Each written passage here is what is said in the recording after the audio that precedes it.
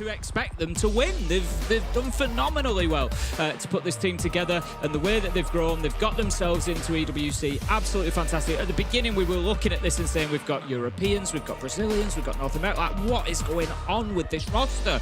But teams have struggled to find a way to beat them. That's the top and bottom of it, and I think they've brought the strengths of a lot of those regions together. You know, they've picked up those areas of expertise and they've done really well with it. We've got our bands coming in for concert. It's going to be Grim, Deimos, Clash and Tachanka taken away to kick things off. Say they might have some mysteries to bring, Tim, but my worry is on the other side is the mystery machine itself, Virtus.pro, on this map. Consulate, as we saw yesterday, they were excellent on it. They're 4-0 on it overall. It's their favorite map out of any. GK themselves are undefeated. They only won the one map over the last 6 months here, but I think looking at it, for me at least on paper, this should be a Virtus.pro map. Chalet will be very interesting because GK are 5-0 on it, Virtus.pro are 0-4 on it. You couldn't really ask for more opposite stats, so that could definitely be where GK bring us to that third map of Fortress.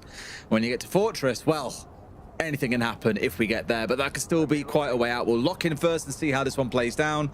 You heard Tim talk through the bands. We saw a lot of really interesting play around shields yesterday, a lot of clash in response to shields, double shields being stacked up sometimes, a lot of stall coming out from both teams with things like the Goyo, like the Azami being ever present, Mirror even being loud for a good number of rounds too. I think those two bands from Virtus.pro are definitely looking in towards it and saying, well, that was a massive problem yesterday. We had to ban away the Chanka from Falcons. Again, the clash was a nuisance. Let's just remove both off the board entirely. I think the other thing that tells us, you know, with the clash being on, is Neko is going to play shields every single round because 100%.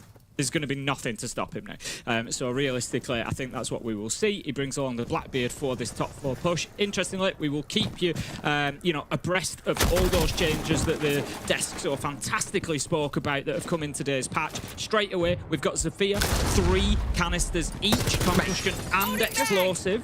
Just look at what he's got in his back pocket. 2 hard breach charges, the 3 impacts, 3 soft breach, 3 concussions. Zofia can do everything. Yeah. Like, I used to think Abano was pretty good for it, you know, of course, as the Excaros, of course, the breach charge as well, so I'd always run around with her. I might turn around now in ranked to having to play Zofia instead.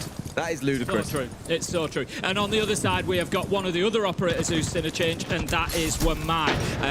Up from 6 to 7 magnets, but also down on the recharge time. So those 7 magnets are going to come online much quicker, and I believe the time that they take to kind of be ready after you've deployed them, the time that they activate is much quicker as well. So Wamai just a lot more dynamic, and look at the utility, Nitro in hand straight away. That is new to Wamai. He's lost his impact nades, but has been given the Nitro and the deployable shield as well.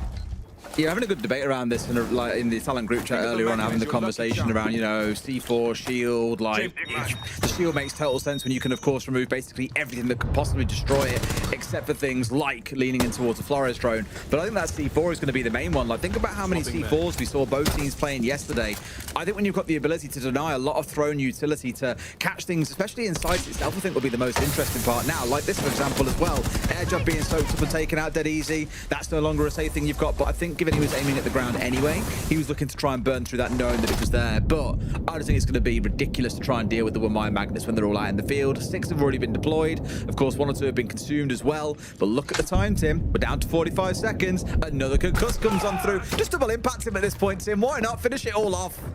Pasha swings around, gets the kill on to Groovy, but is time going to become an issue for Virtus.pro? Their final push is starting to begin. Neko is going to try and get himself into long desk here, get aggressive. They know they've got the Azami to deal with. They managed to do so. Skies gets the kill. They did lose the shield along the way, but it might not be the end of the world. Leaves them now in a 4 versus 3. 15 seconds left to go. Skies needs to be careful. He's the one with the diffuser in hand here. He doesn't want to be dropping that in no man's land as they don't have time to fix it. 10 seconds. He knows there's one behind the desk. They have no idea of his position. He's going to try to put that diffuser down. It's all up to the Wamai to fight out of the closet. Can't do it. And that's going to be the first round going to Virtus.pro. That was actually a really nice final 30 seconds from Virtus.pro. It was, and dare I say, looking back at the series yesterday and knowing the changes that have come into today, and Fresh tweeted this, and I can't believe he's given it life as well. a lean back towards a utility meta is what he said. But I think that's what we're starting to see across these last couple of days, and you've just seen it come through in full force in this round. Like, think back to the day. When would you ever see in the last 5 years an Ashe and a Sophia on the same team? But that's exactly what we've just seen, because there's so much they have to try and chew their way through when you start thinking about Goyo canisters to blow up, Akiba barriers to chew your way through, the magnets you've got to worry about as well. There's just so much on there, which is why it came down to the final 30 seconds. And we were very worried yesterday that a number of times rounds did come down to the defenders leaning on the clock a little bit to help them get things over the line. And I thought for a second then Virtus.pro might fall foul of that once again. But as you say, it was a really good surround and flooding on the back in the last 30 seconds, and they get the first. Nicely done. Up 1-0. Yeah, I have no kind of concern really of going back towards a little bit of utility. I think going all the way to what we had with the 20-second meta that we had back in the day, was a little bit oppressive. But I think, it's Siege for me. Using those gadgets, seeing that utility use, it's not having kind of TDM of just run in and get a couple of headshots. I like to see that. I like to see teams having to think around it. Obviously, there's always a balance to be found with everything. But I think in terms of that, I think we're in a really good spot at the moment. And I don't mind at all seeing a little bit more of that kind of utility gameplay. I think it's brilliant. And it gives a bit of life to what Siege is as well. So we're going to go into round 2. Virtus.pro will continue on attacking this time. They will be attacking onto Piano, so it's going to be a lot of top floor focus once again, just as we saw in the last round. All they really had to do last time was take admin, whereas this time they're going to have to take a little bit more. They're going to have to get that top floor. They're going to have to get CEO. They're going to have to get front desk and get all that in their control so that they can start working those verticals down towards that. That said, oh no, they're moving all the way. I was going to say, they're just moving straight down. Not too worried about it. Yeah, I mean, why be too bothered at this point? Feel they've got what they need, or at least have the comfort to know what's going on upstairs. The main worry I'll naturally have is that at some stage they're going to have to deal with what's going on upstairs. Yes, they'll set themselves up with the gridlock tracks to make sure no one can run down yellow later, but it's more concerned about the down team because they are still on the upstairs. They're going to try and basically threaten upstairs and then go for a plant down. It would be high risk, but I'm watching Skies here. Someone's got the diffuser in back pocket, currently sat at the bottom of the yellow stairs, but not looking to push his way in towards site and make anything happen. They're going to have to go aggressive upstairs at some point because they've already burnt nearly all their candelas here. They've got no choice but to fight for this upstairs, Tim. No, exactly that. They've got to do something because otherwise Geekay are just going to stand up there and just rain utility and rain shots in on them from above. We'll see the Nitro go out. Doesn't do any damage. Pasha has taken a little bit of chip, but Naquo's going to take a lot more as Yupo manages to find him and take him down. 4 versus 4. Yes, it is, but quickly traded out as Ask manages to find Rorik, downs him and takes him out in the remnants of that Toxic Babe canister that was left alive. How about that from Dan? Beautiful use of that Soliton radar, pops around the corner, finds his man. 3v3. Just a ludicrous gadget, isn't it, as well? You basically know exactly where to pre-fire, and away he comes to the kill off the back of it. Pasha almost finding one through the floor. We heard about this a little bit yesterday, by the way, as well. Double F2s. Definitely becoming a big thing right now. The gun's a little bit crazy. DMR still extremely powerful, but why not when you've got the opportunity? Yupa trying to just hunt through the floor here. Second time asking, can't quite find his man. Maybe on the third he will, but the plant now going down. Skies got himself in a spot where they can't challenge him yet, and here we go. The upstairs challenge. Dan is just a little bit better in the moment. Hits the 3, and that's what you've got to do too. If you're going in for a plant, you've got to hit upstairs at the same time so they can't watch through the floor. Dan collects a 3K, and it's 2-0 VP. Brilliant timing from Dan there. He doesn't go too soon. He just waits until that diffuser's going down. So then you've got 2 defenders upstairs who can hear that that diffuser has been planted. So all of a sudden, a little bit of panic starts to set in. A little bit of urgency starts to set in. And what are you not watching anymore? You're not watching those flanks. Beautiful stuff from Dan to just pop up, get that 2K, and close things out. Virtus.pro, super solid so far. So much so that Geekay feel beaten up enough to go to the tactical timeout. Yeah, I mean, those first 2 rounds of, I wouldn't call it a car crash, but they've been a real struggle. They played the start of both rounds really, really well. Held upstairs in that second round. Didn't try to give up ground. Dealt with utility, got the candelas being yeeted at them. No problem. Back in round 1, down to the last 30 seconds. Hadn't lost anybody. Cool, we're in a good spot here, guys. But the final 30 seconds, when Virtus.pro sort of say, okay, 3, 2, 1, go, is when things then start falling apart. They can play the game of chess, Tim, but sadly they don't quite know the rules of checkers, and it's hurt them in those first 2. That's got to get corrected here for round 3. Certainly has. Yeah, good start so far from Virtus.pro. I think the thing about Virtus.pro as well is you don't want to get to a position if you're GK, and obviously it's easy to say against any team, but Virtus.pro are really a team that you don't want to get too far behind. We saw it from Falcons yesterday, a great example of what I'm talking about.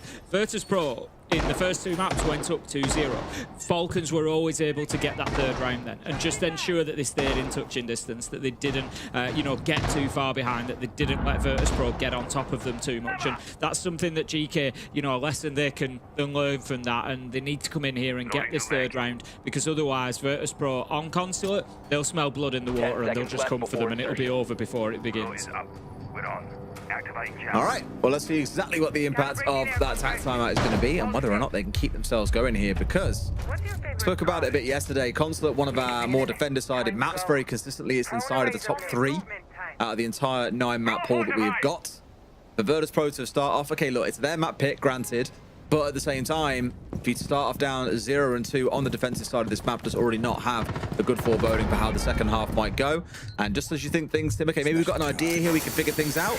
Well, Virtus.pro change it up yet again. Where we saw Blitz in the last round, we've now got a Monty on side.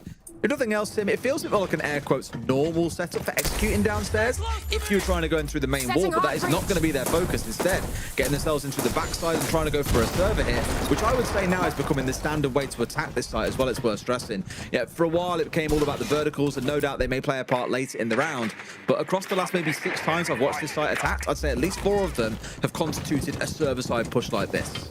Yeah, very much so. It's becoming very, very popular. We did see an attempt to open up that front side, but the Thatcher wasn't available to support that. We did have some questions around the Thatcher play from Virtus.pro yesterday. It wasn't really an error here. He just was cursed operator. It really is for Virtus.pro. He was just round at the backside. He was helping them get into secret instead. So I think it was just, well, we might be able to open up the main and just give a little bit of phantom pressure, but it didn't quite pan out for them. It was great play from Ask on the Bandit to make sure that that wall stayed secure. Halfway through the round then, Virtus.pro have got themselves established in servers now, or they're kind of pushing towards it. Yupo's still there ready for the fight, and we are going to see now that the Thatcher has moved on, that wall opened up at the front as well. But how about this? It's not going to matter. The backside attack has fallen apart, Des.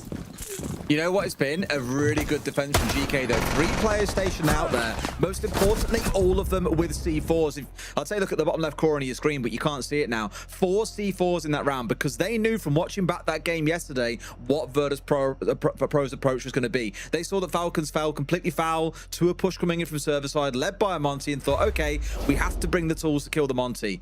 You might try and turn into War's gadgetry, like an Ella to try and help you. Why bother? Toss a couple of C4s and it's normally more than enough to see a Monty finished off. Really well defended and a very good read on what went wrong yesterday for Falcons against Virtus.pro. Yeah, definitely looking at that and taking advantage from it. Coming off the back of the tactical timeout as well, just gives them that little bit of support, that little bit of guidance, and gets them around on the board. Like I said, they did not want to go 3 behind there, and they haven't. So good resilience shown from GK. This match started at a million miles an hour, really, through those first 2 rounds. Virtus.pro not giving them any room to breathe whatsoever. I like that they've stood tall to that, and they've not been kind of pushed around too much. So keep themselves in it, and we're going to see them now moving on, and it is going to be a top floor defense again. So they will start that rotation over. So if they're learning anything from round 1 and the attack that we saw from Virtus.pro, it was all admin side. There was very little pressure anywhere else. They just got themselves control of ending, moved into long desk, and fought their way through meeting site, got those last couple of kills. That's going to be something GK needs to keep in mind. But yesterday when we saw Virtus.pro play this against Falcons, they definitely did have a little bit of a go at that CEO window plan. I think they'll have been put off that for life with how wrong they were, to be honest. But it's something they've got to be aware of. You know, we've got the lineup to me suggests it's going to be an attack that we actually saw them try yesterday as well that didn't work, and that is using the light screens from Rorik, from Sense, to get into and around me. And what they're going to do is they'll play one of those light screens, not through long desk, but through the corridor in between long desk and site. They'll play that through there so that nobody can challenge onto the plant spot from that side, and then they'll play another one in front of the plant spot, and they'll just try and create a little bit of a safe space on that default meeting spot just inside of the door to be able to put it down. There's no Tachanka to deny them, so it means Ask is going to be super important on the smoke, as is the positioning of the Vulcan canisters. These are all things that are going to add up to a win for the defense or the attack, whichever way it goes. I was just caught on you saying safe space. Safe space. Love that one. Absolutely. I mean, a plant on the default door, I think 100% should be what the focus is going to be once they get into position for it. Of course, that does mean getting position first.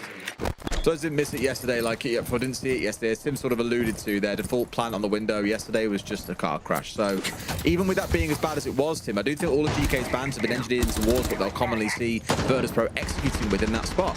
You know, Grim was always a big part of that execute. We saw Deimos going in underneath yesterday. Glass has been a big part of their wheelhouse as well. So I just think overall, as much as it was a problem yesterday for Virtus.pro, GK know at some point they'll get it right. And that's where they're severely hamstrung and taken away from them. One, powerful operators that they actually love using on a lot of sites, but also one that would let them execute onto that default window.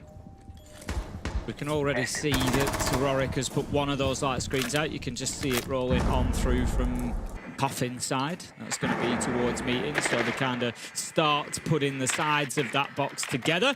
Drones will tell them that there's a lot of attention around long desk. That is going to have to be cleared, but to a degree they are looking to kind of nullify that by using those sense gadgets. But as it is, it's going to be a little bit different here because Rorik's actually on connector window rather than coming in to try and support. He's done his work, so any light screens that they wanted to see out will already be there. Nades are going to go into closet to help open things up, stop any bandit tricking. They know that Groovy is on the bandit, so that's going to be successful now. So again, it just stops anybody sitting in that position. I mentioned this on social media earlier that like someone asked my opinion on the changes, and I said I kind of feel like there's almost like a soft counter thing being set up with the Sophia and with the Wamai. You just see it in action there. Through the concussions being used to burn through the magnets where Nade could follow. It was a cool way to make sure they definitely got that wall opened up, and I think you'll see more of that. However, as much as they get the entry, Starks is there for a response, and it is that Sophia that's going to fall down. Naquo onto the full plant spot that I was on about. Smokes in deep, but Rorik ain't going to be able to help here, Tim. He's on his backside. They're basically trying to raw dog a plant here, Tim. I'm not too sure about that one, but right now, no one's pushing him. I say that, and they've got underneath. Starks is there, Tim. 2 for him in the round, down to the last 5 seconds. This one looks a little bit over, I'm afraid, as Ask gets one more. Skies is all that's left. This round's going the way of GK. It's going to be 2-2. Really well defended by GK there. I was looking late in the round as he was about to go in for that plant spot. You could see the hole in the floor on the default plant spot, and straight away my eyes flew down to that left-hand corner. Is there anybody downstairs? And there wasn't at that time. They were all up and around site, but Sarks, I'm assuming, has dropped the hatch, got underneath as quick as he could. It's either that or it's over spiral stairs, but I think it's likely the hatch, and then he's bang straight underneath, impact nade, and just clears out any plant attempt. Again, really good stuff from GK, because by having that plan in mind but not playing him downstairs, you're not giving Virtus.pro the opportunity really to do anything about it. They can't go and clear that out. Virtus.pro, maybe if they'd have recognised that, I don't think they quite had the manpower, but if they recognise that, maybe they can place somebody underneath and say, look, they've opened up a gap here. You know, this is a real possibility that they go for that vertical denial. But Virtus.pro, they just weren't that far ahead of the game, and GK, they were. They got it done. 2-2.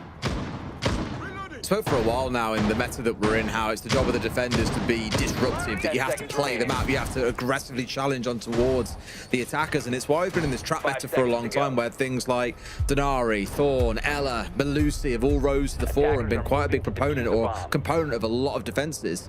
We're almost like, I think over the last couple of days especially, I've noticed it, this slow transition now towards more playing stall again, and as we've alluded to a little bit today, I think the changes that we've seen to utility with things like the Wamai, like the Sophia, will start to bring more of that back in towards being a focus on like time wasting rather than so much on trap-based play and trying to react to information around the map itself. It's basically a very, very interesting set of games, and I imagine that might change a little bit on Chalet, but truthfully not too much. You'll still see a lot of the same things like the Goyo coming along, no doubt about that. Again, everything just being very aggressively contested here by GK. They're not letting Virtus.pro settle too often at all, and I love that from them.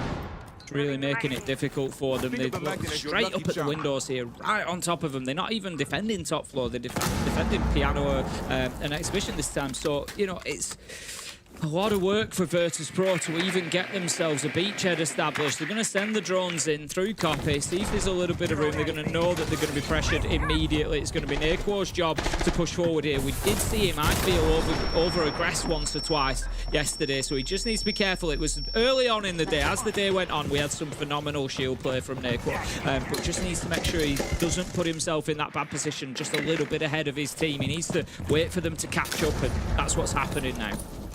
Yeah, remember last time around they saw the shield, of course, had 4 C4s on side to help try and contend with him.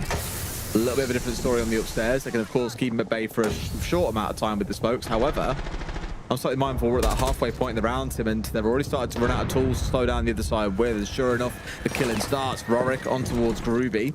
And comes down towards top of the spiral as well. And the swing comes in. Sky's finding his man. The trade is there. And Dan's the one now trying to step across, but sure enough, Yupa knows exactly where he is. He's not going to get baited into that one. So for now, they can pause Tim.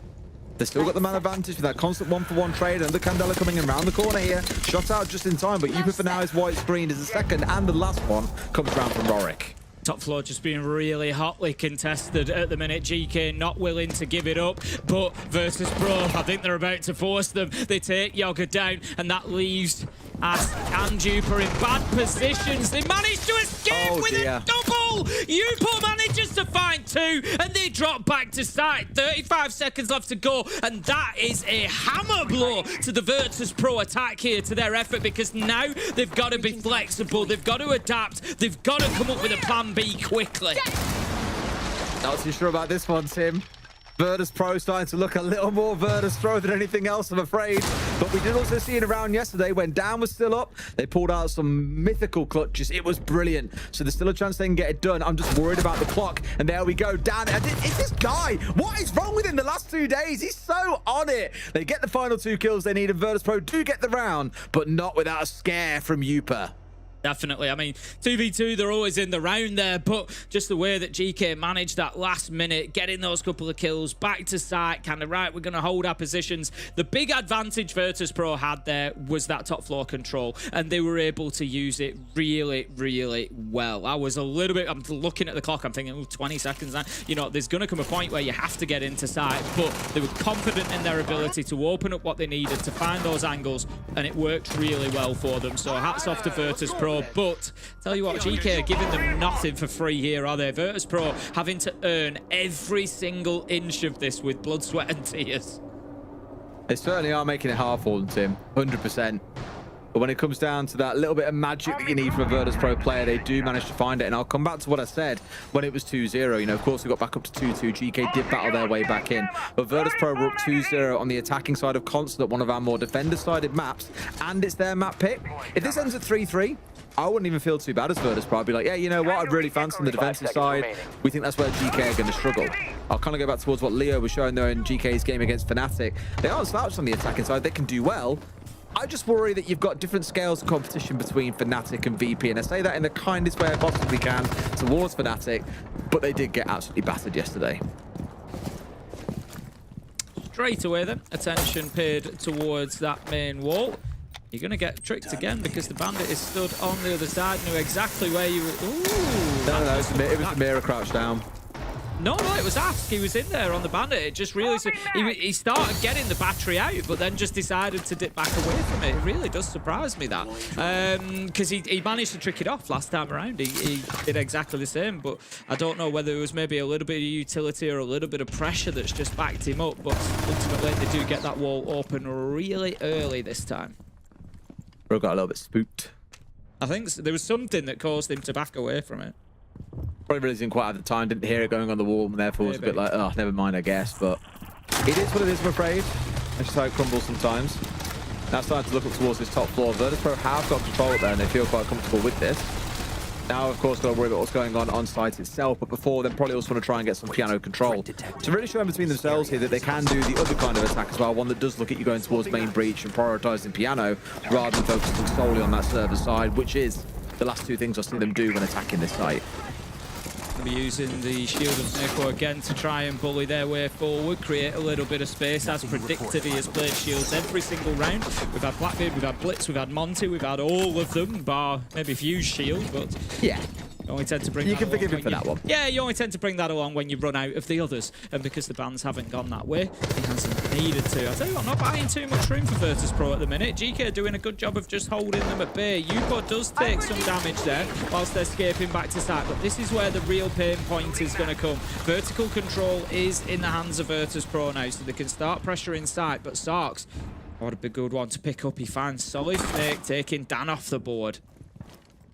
I mean, again, Dan's been having a brilliant couple of days so far, so you'll always be grateful for getting rid of him too early on. Also with the operator who's playing, as you say, the Snake, the Vitrine, turning into a second and then into a third. This is looking great now for Geekay. They will get that 3-3 half, unless Nako can do something a bit magic, but yet to find a kill for himself. I don't think that's going to change. I say that, Tim. He manages to find himself one, but now being surrounded, it seems on all sides. He's reloaded now! He needed the one-tap headshot, but didn't quite find it, unfortunately. The Skies, he'll bring one back, but with 3 more to find, there's no way he gets away with this. Gets one down. Hold up. Wait a minute. As gets the close. 3-3 half. A cool finish there from GK. Could have gone, could have gone wrong if Nako gets that kill, but ultimately they get it done. Let's go over to the desk and see what they thought about that half.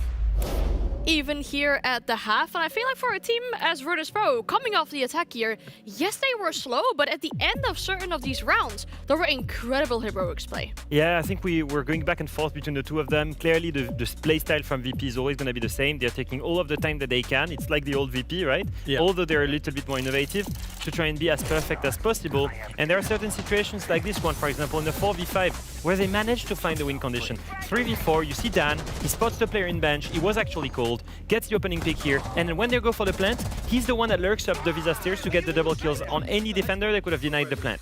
Beautiful play, that's all great and well. Yeah. And in another scenario here, Jack, it's again, what, 5-10 seconds left in the round, 2v2, and they again find a win condition in the late round. The good thing for VP is that they found a win condition, they've held their nerve, and they managed to find those plays in the last 5 or 10 seconds.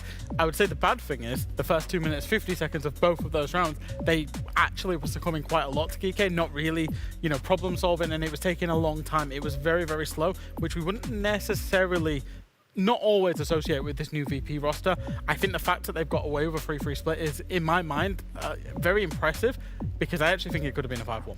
Yeah, and there were other examples of that, for example, like the one round where they're denying the plant with the Goyo. I think obviously, like right now, 10 seconds left, they're planting. We're only seeing one of the symptoms of this, or one of the consequences of that playstyle. But you've got to think of all the lead up to that Goyo, by the way. The lead up was maybe like 1 minute 30 of Yoga on Wamai, burning as much utility as possible. Yoga has been playing Wamai a lot, especially since its new patch. And so they've been feeding Wamai as much as possible, forcing VP to try and problem solve things and burning as much time as possible. It was interesting to see him play on a lot of Wamai, actually. He really tried to force it, did Yoga. Tried to force Wamai C4. We was thinking maybe we might see shields coming out of Wamai's if it was played more, but he was trying to force the C4. Probably should have brought the shield, actually. Didn't do a lick of damage, to be honest, in any of the rounds with that C4. But yeah, I think that's the first impactful change that we've seen from today's patches. And quite a lot of Sophia as well. I saw some Legion here and there, of course, with the Goomine time now generating faster. Going into the bans here, I mean, Solid Snake was not ready. We saw a lot as well in that first half here, but at least GK wouldn't have it to their disposal. Yeah, not surprising, honestly, when you see Sarks playing on it, lurking up the stairs almost all the time on Consulate, using it to get himself all of the control on the ground floor without having to drone. It's a very strong one. And then a utility-based operator for Glass. Okay, I understand it as well. I guess they don't want to deal with that. Yeah, and I loved it yesterday. I love it again today. The Denari ban coming in. I think that's, so good when you're playing up against Consulate. So many tight hallways. Think about all the top Visa, the admin side. I think you've illustrated that particular Denari about 7 times, Leo. It's so good, but the reason it's so good, it's so effective. It denies drones, it denies people. It's really difficult to play through and nade out the utility. Honestly, you pair that up with a Wamai and a Jaeger with the current buffs that they've both just had, it actually makes it even stronger as well. So yeah. yeah, we're going away maybe slowly from the shields meta and more forcing utility burning meta. It's an interesting one because obviously, like you said, it's useful for the top floor, but you think of Piano and Expo, you think of Tellers and Archives, you kind of need to hold upstairs a little bit. You need to have that Denari setup up towards long desk, and so it's one thing to remove it completely, especially because VP have showed a lot of control throughout the stage. They've showed that same strategy, crouching on the Denari upstairs a very long time, always the same shield in the same position in long desk. That's two things that they will need to problem solve. Maybe replacing it with a Thorn, for example, or replacing it with a new Amai. So Geekay have been reading into what Virtus.pro have been doing, right? Of course, we know the support staff from Geekay was once part of that Virtus.pro roster, the former roster here. But as we're waiting for all of our players to return back into the lobby, we have a little bit more time to talk before we send us into the second half. We talked about the things that Virtus.pro now need to do different with not having, for example, the Denari. What do Geekay need to do to get some rounds on the attack? Well, they're going to need, if they want to win this game in regulation, they're going to need 4 attack rounds on Consulate, which is pretty much unheard of. They are starting out on the back foot. And even though, you know, it should have been better, they are starting on the back foot because they only got a 3-3 on their defenses. I think realistically, I think shields might end up being important to them. I think we talk about them being a lurk-heavy team, and it's easy to categorize them. We've talked about how maybe they're evolving away from that. But I think the one thing that shields does is it forces your teammates to be closer to you, and it forces defender movement. And that's ultimately, they might come up against loads of problems. They might come up against his armies, shields, Warden now with a shield, you know, all that type of stuff, mirror windows, all things that they need to problem solve. Shields allow you to circumvent that a little bit. So I wonder if shield play is going to be big for them on Consulate. I think the big problem that I've seen with the VP's playstyle all the time across the last few play days, in defense, they almost always play towards the plan denial. You can see it already, the Tachenka, the Warden, they're almost always playing towards that. And so Geekay, they need to not fall into the trap of trying objective-oriented, maybe change the pace a little bit, not be afraid of going against the late round win condition from VP. I love how Siege is an ever-evolving game where we talk so much about counter-shredding, you know, having to problem solve because certain essential parts of your lineup just aren't available. So the question for the second half is really who has the best game plan going into it. Well, I guess we'll find out the answer very, very soon. And thank you very much, guys. And I'll come back towards what Leo was saying there as a big point to mention for him. Need to see that big focus on not getting caught into playing into VP's game plan, which is a lot around that plant denial. We've also got a lot of things to slow things down, but when it comes around to the execute itself, they do have the Warden on side. They have got that Janker on side. They have got things that you've got to work your way through, like the Bandit. So for Geekay going execute focus, dare I say, with the Sens on side, they've got to be really mindful of that. If nothing else, use the plant as a bait and look for the kills off the back of it, maybe the go-to game plan. Round 7 underway then. Let's see. Tim, you're on mute. I'm not falling for it this time. I did look. What do you mean this time? That was about 6 years ago, man. I did look. It's like, no, I was sure I didn't do it. Oh, dear me. Right, round 7. We are attacking onto top floor console. Geekay need to. I think this is going to be definitely the more difficult half for them. I think they've done a great job through the first half of this. They've kept themselves alive in there. If anything, they've really put Virtus.pro under a lot of pressure. But it's going to be very difficult, I think, to start breaking Virtus.pro down now. We're going to see the wall in top getting opened up. That's just going to force anybody back. That gives them full control over admin, Coffin, and Copy, and they can start moving forward. Just going to see the...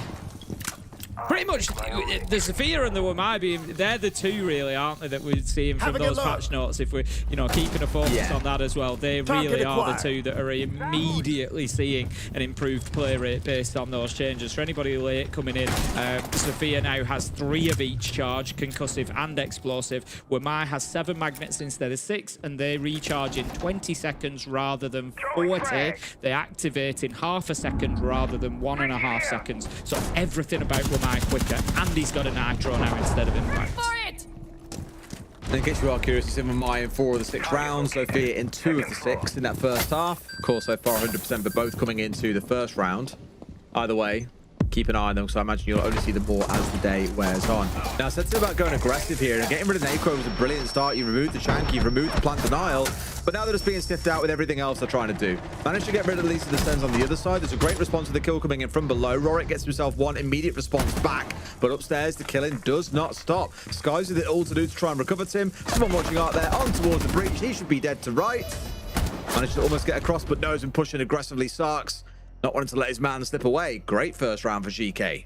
Yeah, beautiful stuff. Did exactly what they needed to do. Took space, got kills, pushed forward again. It was just kind of like that, you know, dig your shield in the ground, get a kill, move it forward, get another kill, and just claim that ground all the time as you were going along. Really good stuff. I liked the aggression from Pasha on meeting door when he popped around, got the kill with the shotgun in front of the shield, gets himself back to safety, but it didn't matter because Geekay had a plan for that. They had an answer and they got the trade, and trading was something that they did well as well through that round. They got themselves the opener, Ask onto Neko, which we see there, through the floor, and as soon as the Tachanka's gone, that was such a big focus for a lot of Virtus.pro's defenses yesterday when we saw them play console. You know, it's a really big opening kill for Geekay there, and it gave them the space to then start working in that plant spot area inside of meeting without having that Shamika fire all over them. Absolutely. Well, great start with a lot of aggression underneath doing the work for them. Let's see how they mix things up now that we step away and try something a little bit different. I'm seeing that mirror coming along from Dan, for an example. As we still are back in the first half coming out of Geekay as well. Same setup as well, coming in on towards the main breach here. Always that curious question, is it coming down to the tricking side of things? Like, i.e. someone tries to blow up the wall and you've got the mirror to knock off the wall and destroy the gadget that's there with it. Normally it's more the other side of things. It's about being able to have the bandit on the other side who can better hear through the wall and what's going on once that mirror window is shattered. As we saw earlier on, Ask didn't quite manage to get the memo on that one and disable the wall, well, re-electrify the wall to stop it being opened up. Maybe Neko will have a little bit better fortune. That said, though, he isn't actually there at the minute. He's up on the first floor for now, looking to be a little bit of a nuisance. They know, they must have heard the footsteps there. They must know that he's here. The drone will definitely confirm that, but I think he was just waiting for that wall to go soft, and if it does, he just absolutely sprays through it and hopes to get somebody. But we see a lot of damage done there to Yogra. He's going to be down to half health. Unintentional, by the way. Yeah, it was just a spray through that. I've said it countless times. If there's a barricade there, spray. He was going for Yupra, who was trying to open the wall. He was trying to assist his teammate. This is a really cool bit of play we've got going on, but then missed him and hit Yok instead. It was brilliant. Either way, Ask down managed to punish Neko, who was on the other side of that wall. Overstayed his welcome, overplayed his heart out, and ultimately has paid the price. Yeah, another good start there for Geekay. Second entry kill in a row for Ask. They're actually on top of things there as well now. 5 versus 3 in terms of entry. It's not been a case of every one of them being converted, so it's certainly not a guarantee of the round here for Geekay, but it does get them underway. My big concern for them at the minute is they are attacking onto basement, and you've still got Pasha up on that top floor. You've got Rorik on the mid floor. There you go. Manages to get a kill, picks up Sarks. They have to deal with these players out on the roam. Are they going to be in trouble? It looks like they're just trying to hit sight here, though. Well, I don't know, you know. Almost got himself chewed up there a little bit. I think this guy's just realised on the backside, and sure enough, as one comes on through, it's a flash. Not that he cares, because elsewhere, Dan is frying. He's down to a single point of HP, Tim, but he won't care. It's 4 versus 2. They almost bottled one of these early on, so I want to see Virtus.pro be careful about how they play the rest of this. But realistically, this should be a spot where they feel very, very comfortable to see the round over the line. Even got a C4 and a couple of impacts to play with. Pasha comes out with a shotgun. Ask gets a freebie on towards guys. He shows a bit too much of himself, and Dan hits the 3K in the round. Honestly, exactly as I expected this to start going. These two are just absolutely wailing on each other at the minute, just throwing massive haymakers, both connected and both doing serious damage, but keeping themselves in the fight. 4-4 on the scoreboard now. Wouldn't be surprised to see overtime, I'll say it now. But yeah, great stuff from Virtus.pro there. Geekay never really got anywhere near the site, and the reason they didn't was the whole map hold that came out of Virtus.pro. I called it Rorik, Pasha on that first floor, second floor. Geekay never really dealt with them. Instead, they decided, look, we're just going to go direct to site. But the problem is, in trying to go direct to site, you're choosing to take fights with Dan. He's currently 8-4, and he's been flying this weekend. So, you know, if you're going to leave somebody as Virtus.pro and say, right, you're holding down site, it's going to be Dan, isn't it? And he's, you know, just absolutely shredded a few of them. So, difficult one for Geekay. You feel like if they are going to get any joy in this game on the attack, I feel like they do need to be clearing those extensions, those roamers. They can't be bypassing steps, which is when they rush towards site like that, essentially what they're doing. They have no vertical control. They haven't cleared utility. They haven't cleared their flanks. They're just trying to opportunity spot and get aggressive. But when you do that, you're giving Dan 50-50 gunfights, and he's going to win them. Pasha is going to win them. This is the problem. So I think, you know, make sure you're ticking those boxes. You clear top floor, you clear mid floor, you work your verticals. That way, you can put somebody like like Dan, Pasha in a lose-lose situation by having the vertical above them when you're trying to push the site. I think skipping steps is going to hurt GK. I think especially now more so you've got a few other problems to deal with. Yes, it's not a Chanker on side, but you are seeing the clash coming out from Nacro here. Spoke about it a little bit at the head of the game that yesterday in the showdown with Falcons, which you may well see again a little bit later on, assuming of course Virtus.pro win this series. There was a lot of back and forth, shields coming up against Clash, and then there's this usual chaos that unravels as a result of that being the interaction that you see around the map. And I think here, although there isn't a shield on side, it's still going to be the fact that Nacro can waste a lot of time and be a real headache for them. And again, I say this with love, he isn't quite fragging out this game. Sometimes he's had some brilliant games on shields, has got plenty of kills. So far today, at least, it ain't that day. So there is not considerable harm in him playing on a Clash instead. See the traffic coming out a little bit further away than I think he was hoping for there. We saw him looking straight towards the ceiling, but Dan had got himself back just a little bit deeper. Going to make it more difficult to find that challenge onto him. As takes a ton of damage there as well. You just feel at the minute that Virtus.pro are starting to settle into these defenses. I know they lost the first one, but the second was solid, and the third is looking good at the minute. They're inside of Piano. Just having a look, we've got Skies, Naqor, Pasha all up on top floor. Then you've got Dan and Rorik in and around site, ready to respond to it. I like this from Virtus.pro right now. GK, I think, are in a little bit of trouble here with 1 minute 10 left to go. They'll probably feel they've done a lot of what they need to, though. They've got the top floor control, they've opened up the vertical, they've had the Deimos in below, who's got to track onto appropriate players and force them back towards more comfortable positions. They'll feel like they're kind of massaging the game right now and forcing Virtus.pro to be where they want them to be. So I don't think they'll feel too lost, although it looked like they were a little bit stuck for a while. I don't think they so much are. I think it's more waiting for the right opportunity. They've still got all these nades to make use of, for example. They've still got Candelas to go off. They've still got smokes to go down. It's not an awful lot for them to worry about. They've got to actually pull the trigger down and say go. Not like that. Skaz pops out, manages to get this. They just didn't clear these operators out of the top floor. Like I said, you know, not necessarily skipping steps here. They've just had difficulty doing it. Absolutely love that, actually. Pasha just dropped the hatch and got that kill from below when they knew somebody had come in through the window. But yeah, an inability to get, you know, clear top floor out, clear Pasha out particularly. There was two of them up there right at the ending console. It's really hurt GK there. They've just been, you know, punished. And like I say, it's not that they've tried to skip it this time. It's just that they didn't have the answers. Like you said, there's a lot of grenades still available, a lot of utility maybe still available there that they hadn't been able to get into the right positions to deal with Virtus.pro. So good stuff from them. At the same time, this is one of them rounds where if you saw a couple of gunshots go slightly awry, then they're geniuses and it looks like a brilliant round. Because I thought the game plan was actually quite sensible. A player coming in from meeting side, one rappelling in on towards default plant when you're defending upstairs, one at top yellow. They had this kind of triangle set up to punish these players on the side of Virtus.pro that were upstairs. But where you're going to have challenges, and this is why I said earlier on, like this, look here, for example, two players coming up yellow, ready to go for a challenge. One coming on default, you're coming in on meeting side door. The plan was sensible. I thought it was really smart because they had two players trapped inside a sofa that I thought, great, they'll get a 4 versus 2 here. They'll crush those two players. They can march on from there and get an execute down. But what the players of Virtus.pro did that a team like Fnatic may not have done yesterday, because Fnatic were quite static in how they played, I think for Virtus.pro, they go aggressive in that spot. They say, you know what? We aren't getting pushed on triangles like this. Hell no. We're going aggressive on towards one of them. They get one kill on towards top yellow, one towards meeting door. The player that is then repelled in can do nothing because he doesn't know what's safe and what's not. And from there, it just all unravels. So while it was the right idea from GK, Virtus.pro, they didn't sit there and let them play chess and say, yeah, we won't move, we'll wait for you to make your move first. No, they acted first, they got ahead of the game and just completely shut it down. And those are the fine margins that you're playing with when you come round to the top 3 teams here in EML.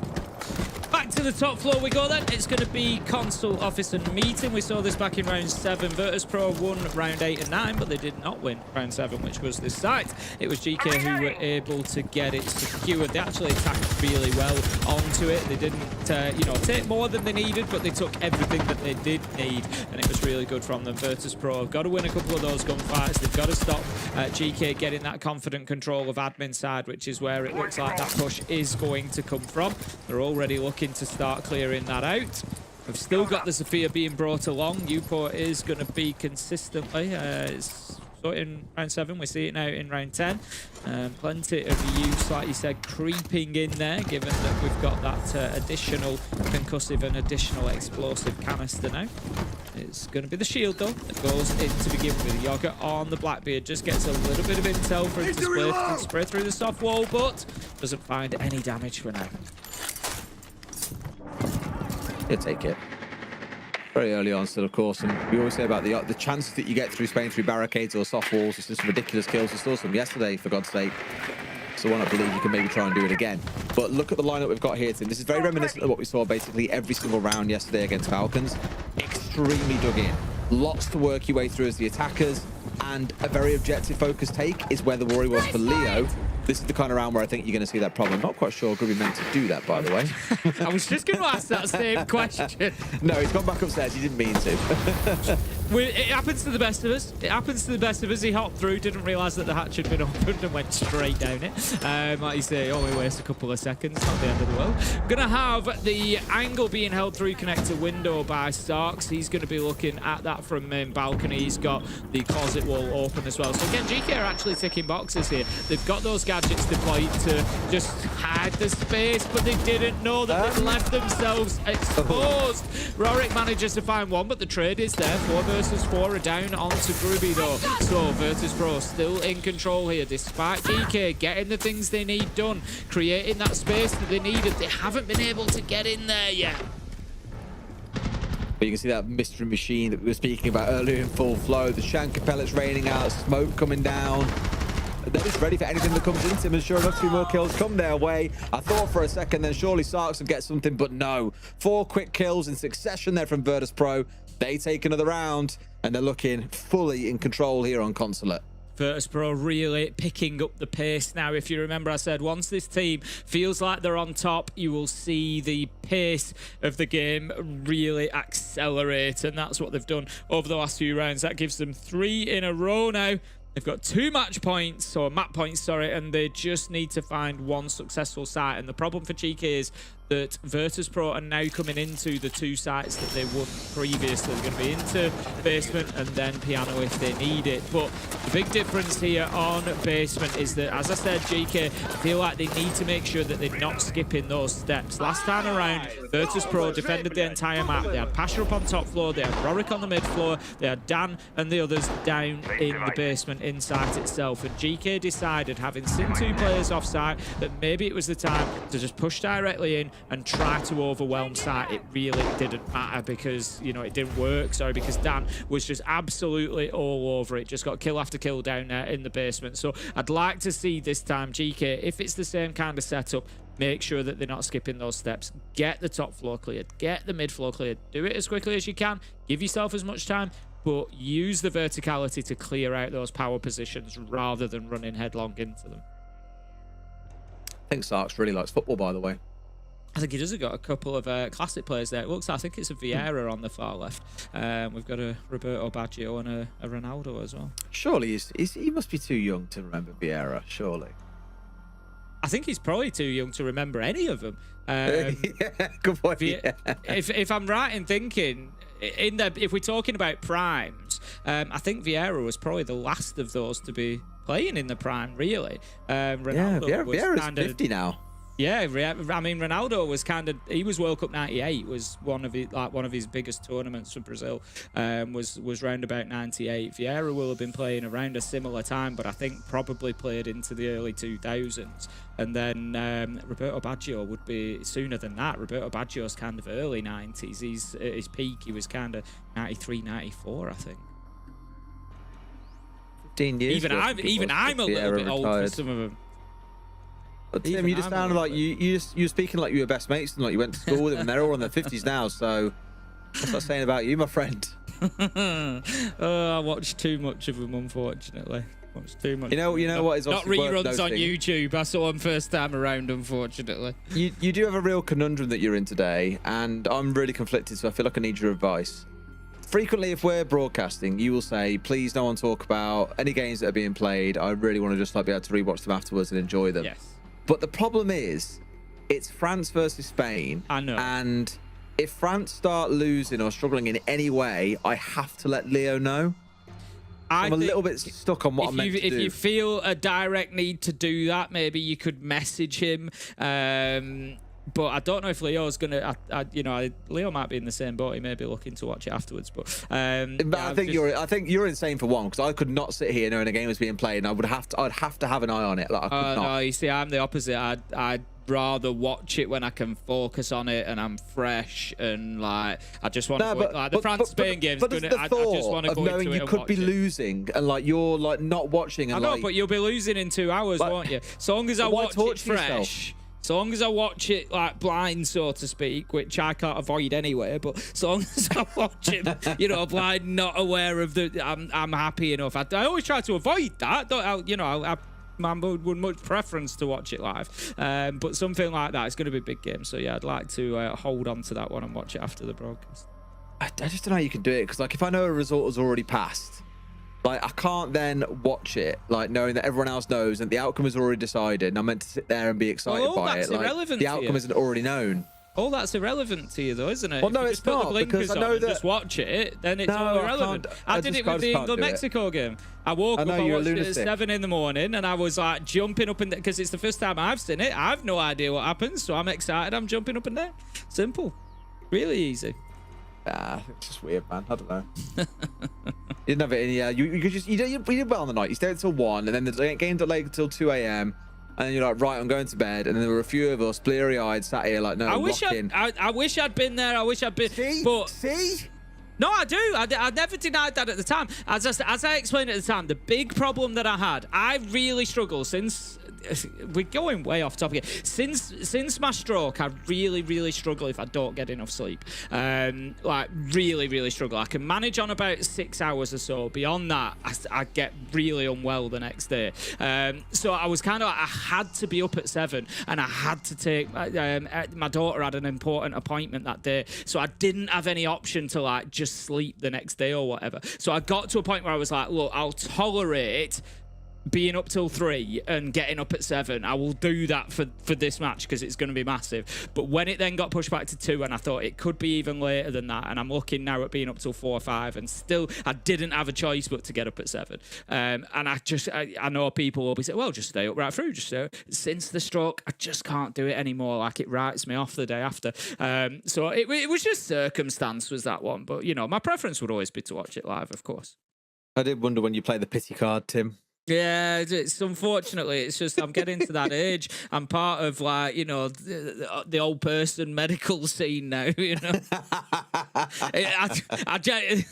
reason I say I genuinely, so whenever, if I ever have to do anything at the hospital because of stroke treatment and stuff, it always comes from like the geriatric medical, like, it's like...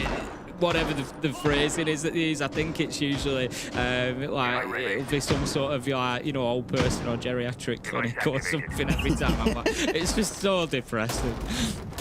Oh, but you know what ain't so depressing, Tim? Siege. And the game is back on. Thank you for your patience with that tech pause. In case you have missed it up until now, it is 6-4 to Virtus.pro. This is their map pick. We had a 3-3 first half, and despite winning the first attack, Geekay have now struggled to win anything in the last 3, where Virtus.pro are up 6-4 and very much on course to get this one wrapped up and send us into Chalet, a map that Geekay are 5-0 on and Virtus.pro are 0-4 on. So, if you like looking at numbers, you'll probably assume that's going to send us through to Fortress's map 3, but we'll see, of course, those stats can hold true going into map 2, which we'll find out, I imagine, quite soon, as I would expect to see Virtus.pro come out on top here. We do have a Dokkaebi on the board as well. We've spoken about the changes that have come along in the patch. There have been changes to Dokkaebi. So where it was a 7-second global cooldown, so if you rank anybody, you couldn't bring anybody else on. You couldn't do any other phone call, any other, virus upload for another 7 seconds. That's changed. It's now 14 seconds, but it's per individual. So in this case, Yupo could ring Ella, ring Mute, ring Mirror, ring Bandit, ring Castle, one after the other, but there would be a 14. They certainly do. There'd be a 14-second cooldown on each one of them individually. So if you ring Ella, you can't ring Ella again for another 14 seconds. So that's the change that has come into Dokkaebi. We'll see maybe whether that's something we can recognise, whether that's something we see as the round progresses. It also shows us on the player card which player they have selected. So at the minute, Yupo, just in his menu, it doesn't mean he's going to call Bandit, but in his menu, he's got Bandit there ready. and you know, he may cycle through that and then go for a call. But first one comes in, it's going to be Dan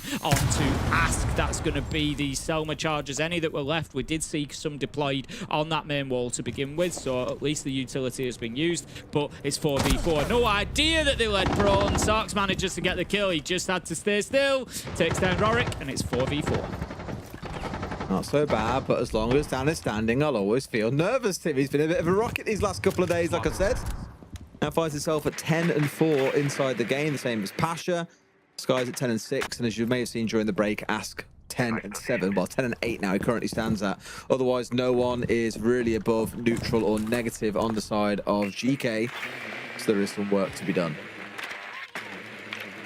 Drawn in ahead, just looking to check yellow stairs. Will find a little bit of presence there. It's Pasha with the mute. That's going to be holding down that area. Cole will come in onto Pasha.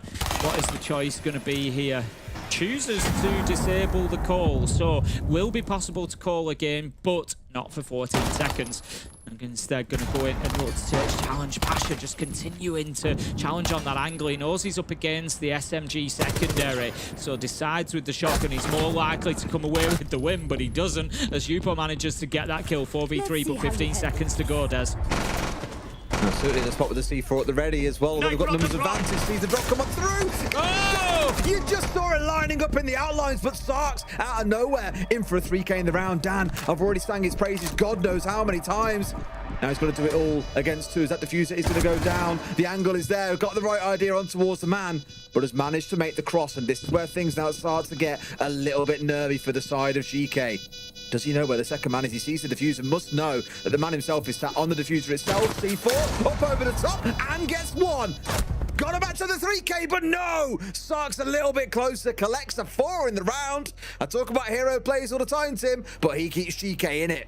I really thought that Dan was going to do that when he hits the nitro, because Sarks is one shot. Leg, arm, body, head, wouldn't matter. Sarks had to find a headshot there. He had to win that fight quick, and he did it beautifully. Got himself a tiny little head glitch, a tiny little pixel on that wall where it had been bust out, and Dan just couldn't see him quickly enough, but I really thought there was a world where he was going to win that out. A good round from GK, though. I tell you what, it nearly fell apart with that double nitro kill from Naquo, but they still managed to keep it, get it done, get the plant down. Good stuff from them. Come on, boys. Lock in, boys. You can get this one done. We get to OT, and I know that Am was saying 45 maps, Tim. I think we'll settle for 45 rounds if it really comes down to it. OT could yet be on the way, but they need to see themselves through this final round here. They've definitely battled back into it. Once we saw Virtus.pro win 3 defenses in a row, I was just like, it's too much to ask now. I can't see them doing it, but they are within 1 round striking distance, and for all the doubt that I had about this map, they have played valiantly. But is it going to be enough to get a win over Virtus.pro? Imagine a world where GK win here in OT and then push on and just like roll Virtus.pro on Chalet. No one, I think, had GK going down to face off against Falcons in the final of stage 1. I tell you what, if it goes to 45 maps, I will let you tell me the result of France versus Spain, Des, because we'll be about 4 days time. So I will let you tell me that. Tim, we'll be in a retirement home together, screaming, we're going to overtime, and I'll be like, Tim, can I talk about France Spain yet? And you'll be like, no, I haven't watched it yet. Oh, Nitro ripped and ready to go on that yellow stairs window. Not going to get any joy, though, as the player, I think, has gone up to the rooftop.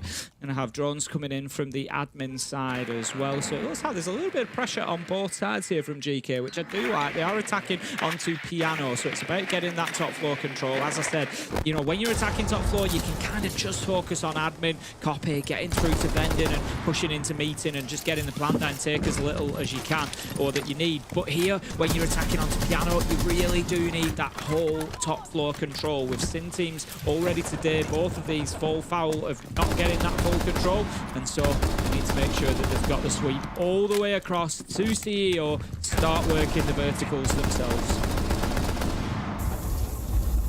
Now no one being caught out too early on. We'll keep this ball denied away. We saw attempts coming in yesterday to try and deny this. There's a good number of impacts, and none of them actually stopped the wall being opened up over on Lair.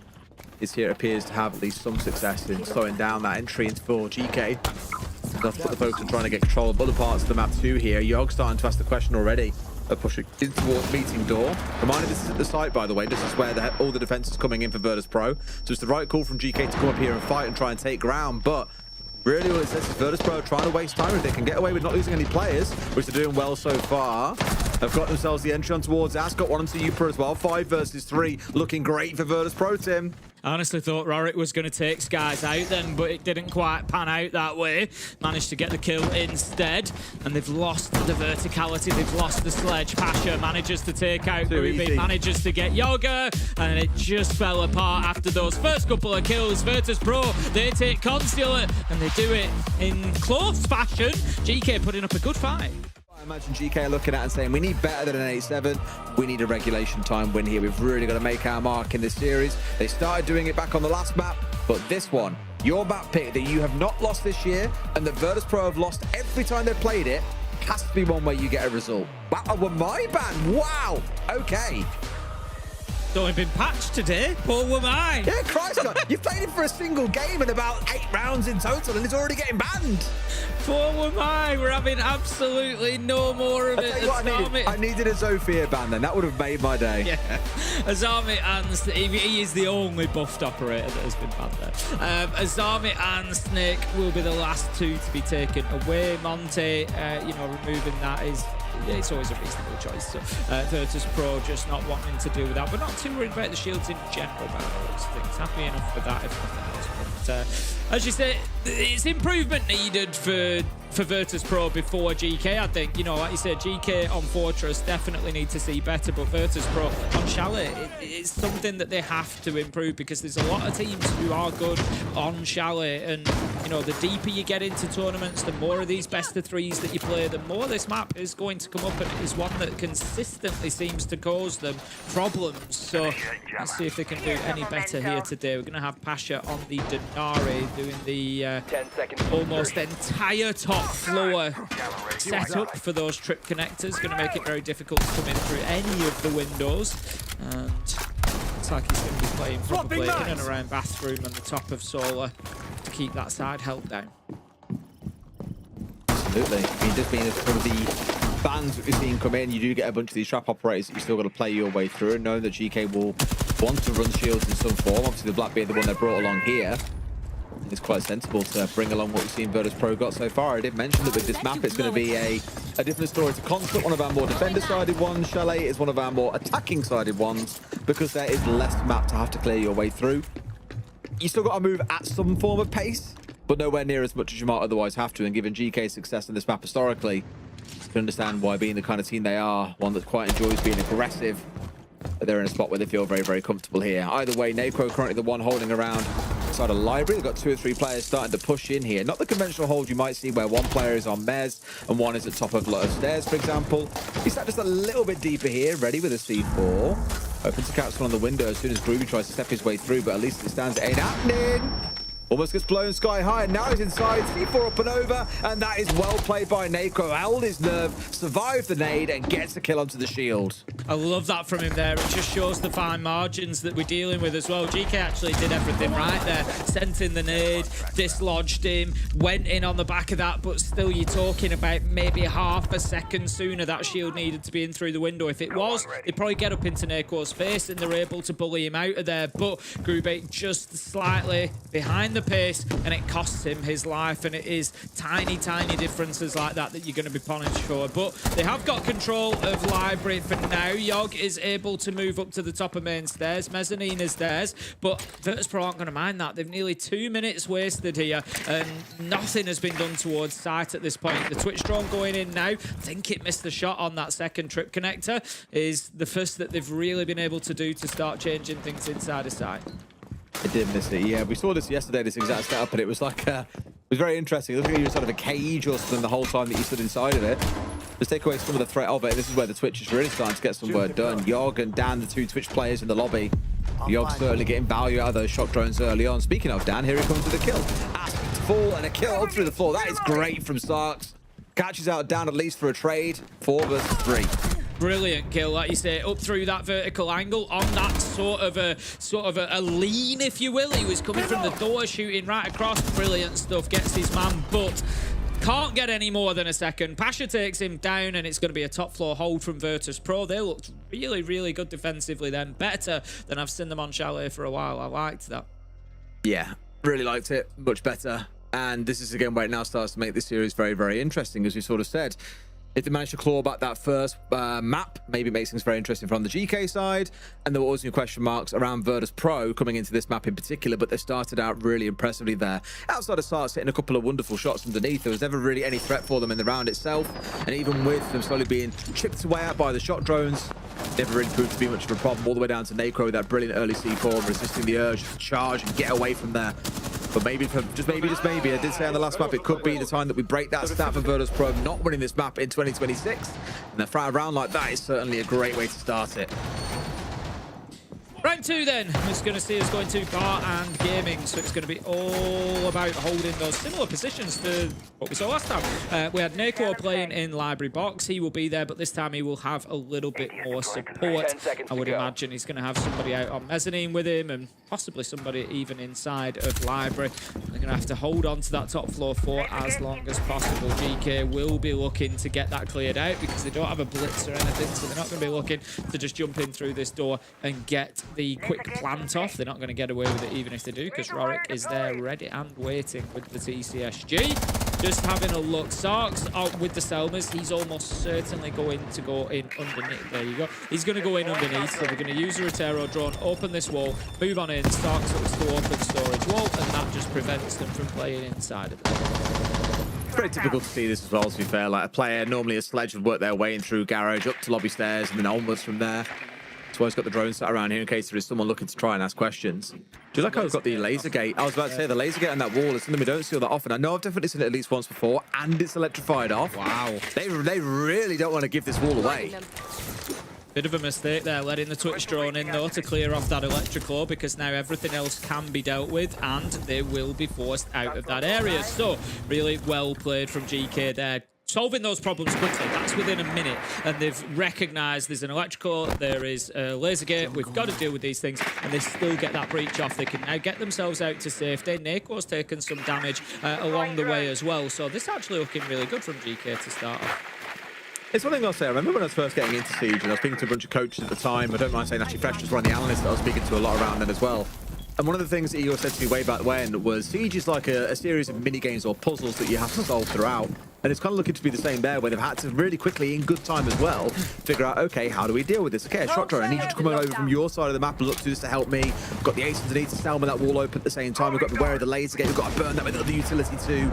Just all these things that you have to factor in together and consider. Done a really good job there, and have now also found the entry. So GK, as far as it goes, winning party games and mini games, Tim, doing good in this round. Yeah, they've just got one problem left, one mini game to solve, and that's Neko at the top of library stairs. They've only got one nade left. He picked his shield up. We actually hear it picked up by the Jaeger, yes. So this class shield is going to remain in position now, or it should do at least for the rest of this round, because they've not really got anything else to clear it out. The asphyxiation arrows from the Capitao are gone. There's no more nades. The best they can do is, you know, maybe hit it with a pocket EMP. All it's going to do is stop the electrification, and that's not really the problem because they don't have a shield. So it's, you know, they're not looking towards the shield for it. It's just about that cover. How about that from Skies as well? Jaeger having less recoil now, by the way. He's going to be one of the operators that has been buffed as well, or different recoil is maybe a better example, but Skies is putting it to great use. 416 is singing right now. And of course, not forgetting 3-speed too. As Chyko tweeted it, he's like Jaeger 3-speed, and he had the meme of like a red lightsaber extending. I was like, yep, he'll be enjoying that one when we get into stage 2. Either way, Sky's finally shut down by Sarks. There is a trade there once again. Virtus.pro are going to hold on. You know, GK were looking better, I'd say. But once again, Tim, they find themselves down 0-2 at the start of a map. They called attack timeout after 2 rounds last time. Will they do the same again here? They kind of just stalled out in that round, and we've talked about the mini games, about the problem solving, and I was complimentary at the beginning of the round when they went in and, you know, they dealt with the electrical quickly, they got the laser gate, they got that wall open, and it was really good stuff from them. But then there was some other problems later in the round, Skies and Neko particularly being those two problems on the Clash, on the Jaeger, that they just weren't really able to find answers to. As try as they might, they wanted to take that Clash shield shield away. That's why the nades went in to top library stairs. But the ADSs were there to support Neko, and even if not, he'd already picked his shield up. So might have taken a tickle of damage, but his shield would have remained safe. And that's what you're looking to do on the Clash, is keep that shield safe for as long as you can do, so that you can play behind it later in the round. But good stuff from Virtus.pro again. They absorbed a lot of pressure there. They didn't give GK any sort of space to move into. They didn't back down, and I like that. 2-0, and honestly, this is... I know we're only 2 rounds in, but those 2 rounds have been 2 of the best rounds I've seen from Virtus.pro on Chalet, I think. Don't go bloody soft on me. Yeah. I mean, granted, the other times that we've seen them on the map, they've typically lost. I mean, I was looking back at the teams they played as well, that they played against Falcons and G2, I believe it was, and lost in regulation. They played against GK and Shifters, I think it was, who also are pretty good on Chalet. Yeah, and lost both of those in OT. So there's been quite a consistent pattern there, I guess, of struggling against some of our lower down, lower ranked teams, and then really struggling against our top teams. You can kind of see why it's a map they don't like going to, and why teams, given the chance, will quite like to take them there. But as you can see, they've been doing a little bit of work, and it feels like we're seeing a little bit of a different side to them today. If they go up 3-0 here, that'd be a dream start for them on a map they struggle with historically. It really would, and I come back to the point that I made on Consulate. GK cannot allow Virtus.pro to get too far ahead of them. It's something that Falcons did well. Every time Virtus.pro went 2-0, they were able to come back in 2-1 and start fighting their way back in. GK did it on Consulate. They're going to have to do it again here on Chalet. They've got themselves quickly onto that office balcony. They know that they were being challenged from the door. Virtus.pro have actually dipped back from this. Skies has taken a lot of damage as well as Groovy. And GK starting to at least maneuver Virtus.pro. They're forcing them back a little bit. Just a little bit for now, and they've got the lovely long range set up ready and waiting as well. So now that Asta's got this exposed, need the next one to open up to get the way all to the bottom of Soul. You can see the entire length of the map there. Put some pressure on, give it the right opportunity, sees the head, but Yupa does not quite pull the trigger in time. No entry to come on through. All really equal, because Skies and Groovy are both also sat around the same HP for now. But once again, Virtus.pro have put up this wall that's proving quite hard to break. I say that, Tim, and it just collapses down like a stack of Legos. It's gone out of nowhere. 3 kills have fallen by here. Rorik and very much all alone up here now on the Clash. If I'm GK, I'm thinking, cool, let's just hit side. We've got a 5 versus 2. This is ours for the taking. They also get the kill on towards Neko. This could be a flawless round, Tim. It is theirs for the taking now. You've got Rorik, who becomes less and less powerful as time goes on. Every time one of his teammates dies, that Clash becomes more and more vulnerable. Taken out there at the end, it's going to be a flawless round from GK. I said that they needed that mental resilience again. They needed to bounce back in, take that 3rd choice site, and they did it with absolute style there. It was no problem for them whatsoever. So they bring us 2-1. They keep it close. Only 1 round between these two, and we're going to have those extra bans coming in now before round 4. Right. Maybe not quite the ideal start for GK, but things can be turned around, no problem. Bans that they will lean in towards going to be the Grim and the Castle being taken away. Not a crazy surprise, I'd say. We've seen Castle across 2 of those 3 rounds, back in the 1st and, of course, in the 3rd. And the Grim, only in the 3rd. But clearly enough of a bother. They think, you know what? If they're using that to gain intel so they can come in and win a fight.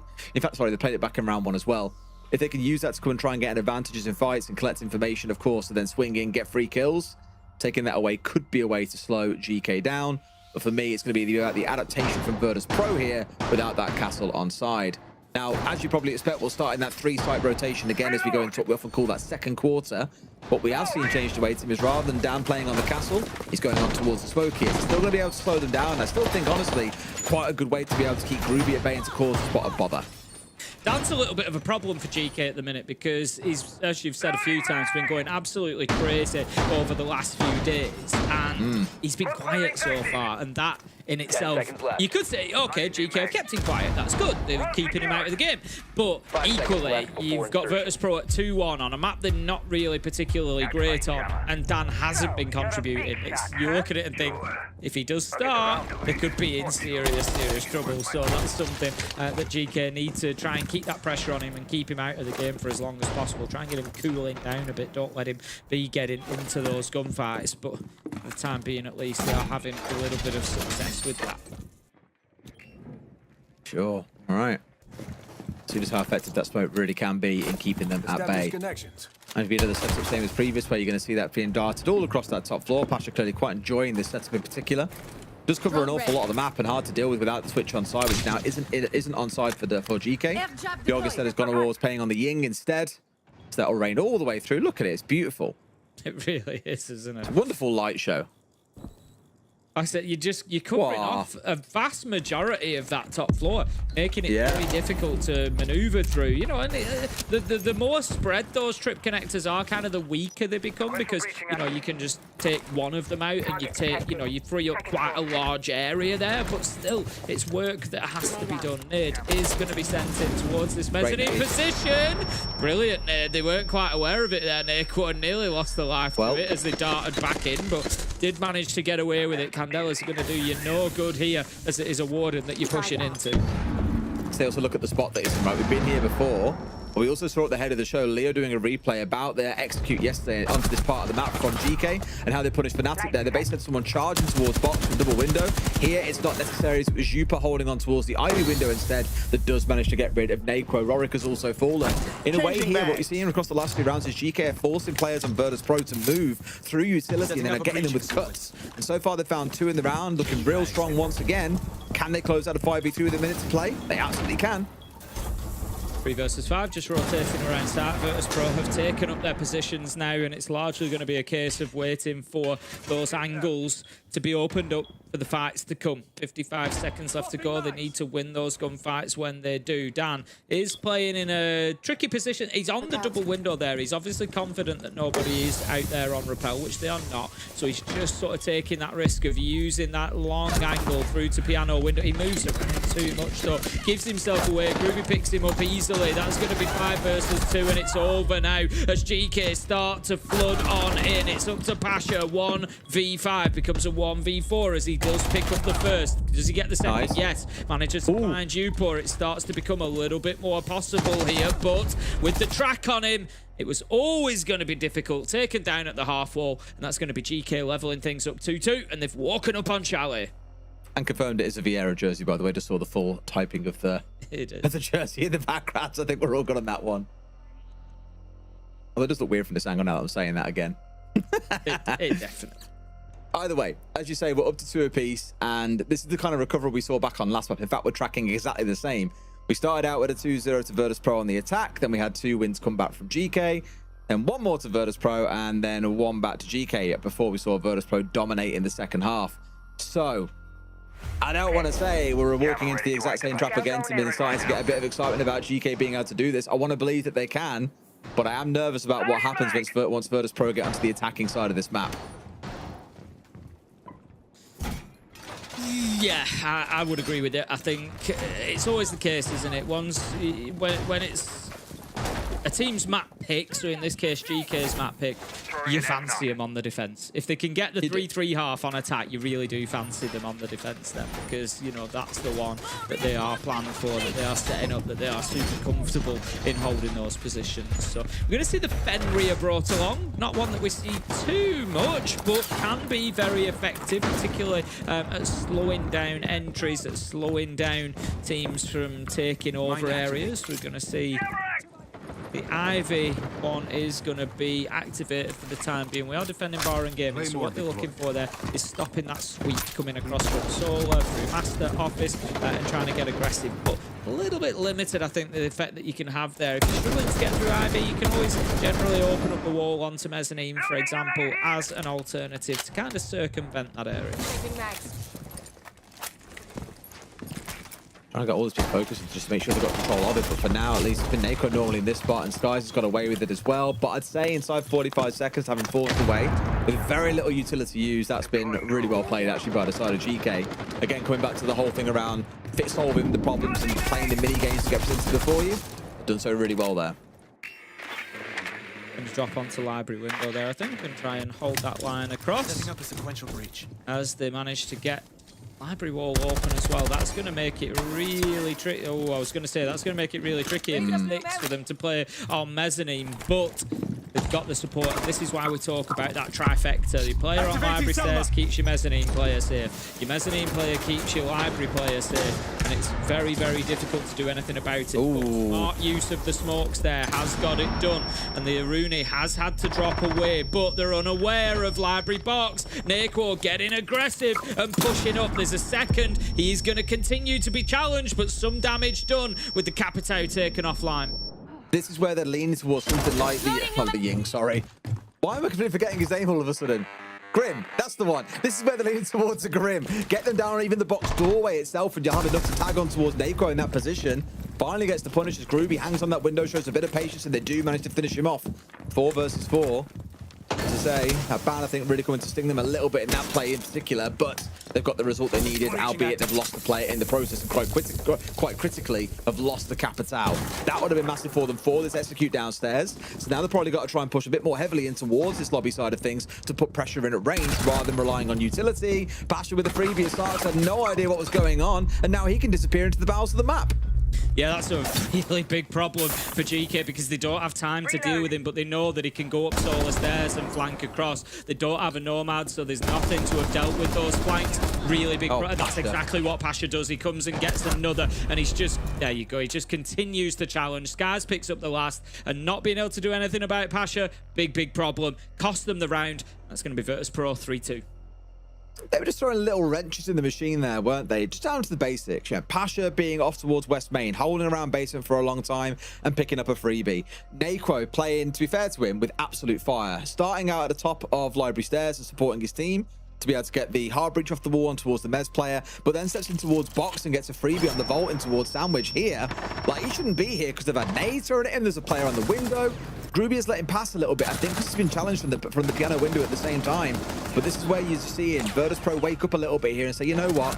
We can't keep on being passengers to our own story here. We've got to get involved in the round and disrupt them and stop them being able to pull off the plays they want to pull off. That was a really good round from Virtus.pro. Nothing wrong with the idea coming out of Geekay, but the execution was tripped up time and time again. Round 6. It's going to be the last defensive round for Virtus.pro. We're going to see them this time in dining. We saw them back there in round 3, Geekay, where it was their first win for Geekay. I don't think that Virtus.pro did enough to really control Fireplace last time around. We saw Geekay able to open up those 2 really long angles from Fireplace wall, and they were just sitting on stairs looking all the way down towards Solar. And as soon as they were opened, you just saw the round fall apart for Virtus.pro. So I think maybe trying to put a little bit more pressure over that side of the map. Don't let them have it quite so easily, whether that be you know, mute jammers on the wall to stop them breaching it quite so freely. I mean, they've got the Thatcher, it's going to make it difficult, but they've got to do something to prevent that level of pressure coming in so quickly. Don't want to lose this one out to the Aussie Pest too soon, but again, it's just another thing that's in the way, right? Another obstacle that Virtus.pro are putting up in front of Geekay to try and slow them down, to trip them up. Trying to navigate through a map laden with mutes and mozzies, with players springing out from behind dark corners, is just vile. Because you feel like you can never be safe in getting information, and this is where teams will then lean towards things like making use of frag grenades to clear out mute jammers, or if they can't see a Mozzie Pest, destroying it with that as well. But again, I'm just watching this drone count slowly dwindle down here. We're only 60 seconds in the round, yet they've lost nearly everything, Tim. Yeah, they've really so little to work with at the minute. The long angles will possibly get open, though, that I spoke about and the way they benefited from them before. However, Pasha is waiting on Library Stairs. Surely they cannot allow him to slip the net again. Beautiful aggression coming out of Rorik. Manages to take down Starks. Can he get himself a second? No. Grubbit is there for the trade. So 4 versus 4. And you can see Geekay starting to operate around that fireplace area again. Really getting some strong advantage, but it's that man Pasha, as always, pops up from nowhere, gets a kill, disappears off into the map again, and will keep them guessing. 9-2 and going well. Yeah, just even as the smoke goes off, he's still in the spot to swing and pick up the freebie. Really well played by Pasha. Just to constantly be that thorn in the side, as I've mentioned, of the drones being chewed away. You can just keep on being this annoyance, this pest throughout the map that springs up at opportune times and gets free kills or takes away parts of the map that you thought was safe. So as much as the focus, of course, on the side of Geekay here is on the execute, Virtus.pro is still playing the same thing that worked last round, which is trying to be a nuisance and being really disruptive as they start fixing up for an execute. Just trying to challenge onto that office door. It's certainly been more difficult for Geekay this time around.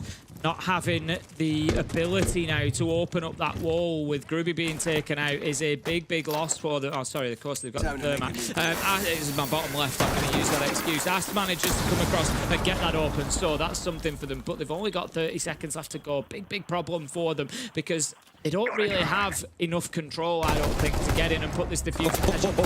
They're just going to get hit from long range. Dan with a double. That's almost certainly the round. 15 seconds. Yupo tries to get things going, but Skies takes him out. 4-2 half. I think it was the minimum that Virtus.pro needed, but they've got it done. It's just gross, man. Dan's just like this all the bloody time, isn't he? But a 4-2 half. Let's see what our devs think about that. Thank you very much. Yeah, last time we saw this from Geekay, it was a rather quick matchup. They started on attack, then got 6 rounds here.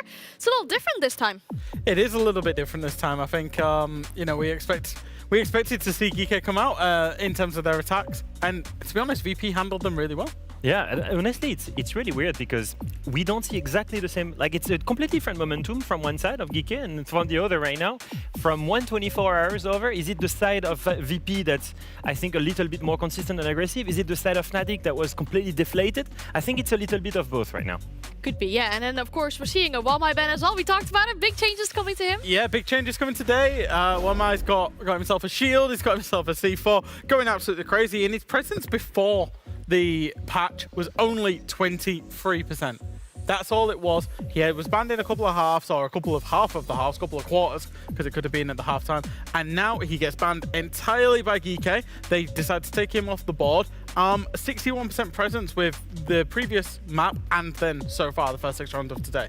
Which is interesting, because you'd imagine that if they ban Wamai, they should be able to clear things faster, right? And that's not what's happening. No, at the beginning of this matchup, I showed one illustration on Chalet. When they're trying to problem solve, when Geekay is trying to problem solve, library setup, and they do it perfectly well.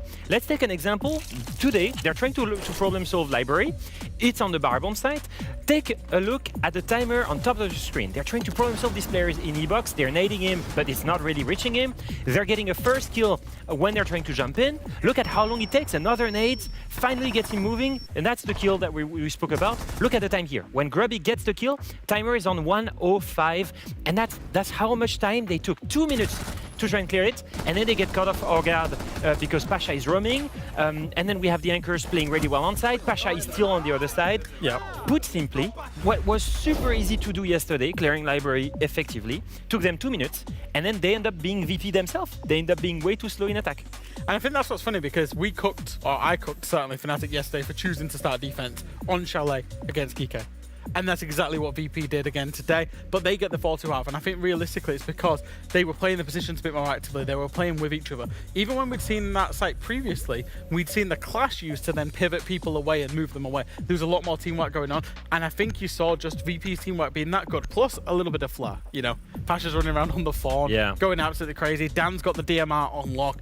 You've got some individual brilliance, but that's underpinned by the teamwork as well, and you see the result of that. We've highlighted it. It's the specific playstyle on the side of VP. One player is roaming around creating pressure. The 4 others are close to the bomb side, playing towards the late round condition. It works so well against Geekay because they seem to struggle. They're indecisive almost all the time, and that's the main thing they need to fix when they're in defense. All be on the same page. I don't think they're ever going to be allowed to play Castle on this map again, though. I will say. I think ever since we've seen them go absolutely crazy, and that seemed, when we interviewed Grubby about it at the time, seemed like it was actually just a one-off. Ever since then, when they played Chalet, it's been permabanned away from them. Speaking of Grubby interviews, remember when he said he was going to be here today twice? I think tomorrow. If he wants to, he's got to show us something. I mean, Geekay, this is your map. You got to show us something if you want to bounce back in the series. They've got to show us an awful lot, I think it's fair to say, because it's even more of a dire situation than our previous map, Tim. It was 3-3 at the half, back on Consulate. Here it's 4-2, and Virtus.pro go onto the attack on an attacking-sided map. They may not have won it this year. Geekay may have already beat them here previously as well. Something that's making me a little bit nervous here that Virtus.pro, if they win this round, they're already 3 rounds clear, Tim, and this series is a wash. Yeah, it's a big swing ground here, is round 7 after a 4-2 half. Like you say, 3 rounds just gives Virtus.pro a huge cushion. But look, so far, every time they've had an opportunity today to go 3 rounds ahead, Geekay have been able to dig deep, find a round and pull them back in. And as much as, yeah, it is attacker-sided, I like Geekay for this defensive side. I think they're going to be good here. It's their map choice, and I'm backing them to get a few rounds and take us at least the distance. But we'll see how we play out over this one. It's going to be office and bedroom to kick things off. Not too much of a surprise. It has risen in popularity. We did have a period of time where it wasn't necessarily the number one choice, but does seem to be a little bit more. The Soliton radar of Snake. Pasha on Solid Snake is just absolutely terrifying as well, by the way. 9-2 so far in the game. He's just going to signal that it's all clear for his team, and they can start aggressing forward. So we've already seen the work that was done by Dan back on Consulate with that Snake, so why not lean into it again, hey? Already done them so much good. Help one of a couple of free fights along the way. Crow taking a bit of pressure here off the C4, but immediately uses that as his go sign. It's more like someone's fired a gun, and he thinks it's a race because he's on the charge on fourth, and they are looking to punish. Sark's not in a bad spot here. If it take any longer to get down those lobby stairs, Nako could well have rounded that corner, and now he's head clean off with the pistol. Shots coming up from above there, so Sky's got to be very careful on the front door. Either way, not looking too bad in the 5 versus 4. Nako now looking to try and charge him down. Very, very close. He's got to be careful about the flash coming on through. Pasha going dangerously low at the same time. They really want to get rid of someone, Tim, and sure enough, Rorik is there for the collapse. Great bit of team play from Virtus.pro. Absolutely beautiful siege from them there, just forcing Sarks into that lose-lose. Pasha's taken damage, Skies has taken damage, Nako's taken a little bit, so that is something for GK at least to build on. 3 versus 5, but it's 3 of them operators that pretty much make 1 when you look at the HP, so there is an opportunity for them to maybe find something. Grubby does take a bit of damage though, that's not going to help. We've seen him do fantastically well in the past to keep himself in this exact position. He's going to continue fighting here, he just refuses to be moved a lot of the time, so look, he still does it, he's still keeping himself alive. If he comes away with a kill here, it is absolutely criminal. Upo manages to find Rorik. 3 versus 4, 30 seconds left. Grubby does get taken down now. What I really liked was his read that the player challenging an office window wasn't actually on the balcony, he was on the rappel, so wouldn't be able to challenge him if he'd got towards top stairs, which is where he's at for a long time, but the pressure got to him a little bit too much. He tried to get away, and he paid the price. 2 players going down. It's Skies and Yogg in a 1v1 with 10 seconds to go, but Skies in a great spot to go for a plant here. Just get that diffuser down. Every second that he's wasting here could end up being punishing. They've got no information upstairs. Instead, he'll just hold here. Diffuser to go down, sees his man at range, and Yogg's got him just in the nick of time. Tim, I think we might even look back at that small hop over the bedware for a second. He sort of stuttered and stammered and then started getting the diffuser down. If he hadn't done that, good chance here. That gun was up and he was ready for the fight. Yeah, Virtus.pro have had a nightmare there. They've thrown that away. They've done such good work. 4 versus 2. They've got Grubby out of it. He's down but not out. And then it's the play, isn't it? At top library stairs. Gets Pasha, turns round, super shorty onto the blitz, downs him, and all of a sudden it's a 1v1. Just phenomenal play from Yogg. Phenomenal play on the side of GK to keep themselves alive in that one. They are going absolutely nowhere on Chalet. I said that they've shown great mental resilience so far. I'm not really sure what the play was from the blitz there. He's kind of challenging towards Yogg. Tries to flash him, takes a few shots, knows that. I don't know if he assumed that he downed him or something, or there was a little bit, because he just changes direction and kind of runs towards the bookshelf, and that gives his entire flank away. So he's able then to just be shot in the side. Big problem. I'm really not sure what happens there. Because there's nobody that he can charge towards at that point. It's not like he thinks there's another challenge coming.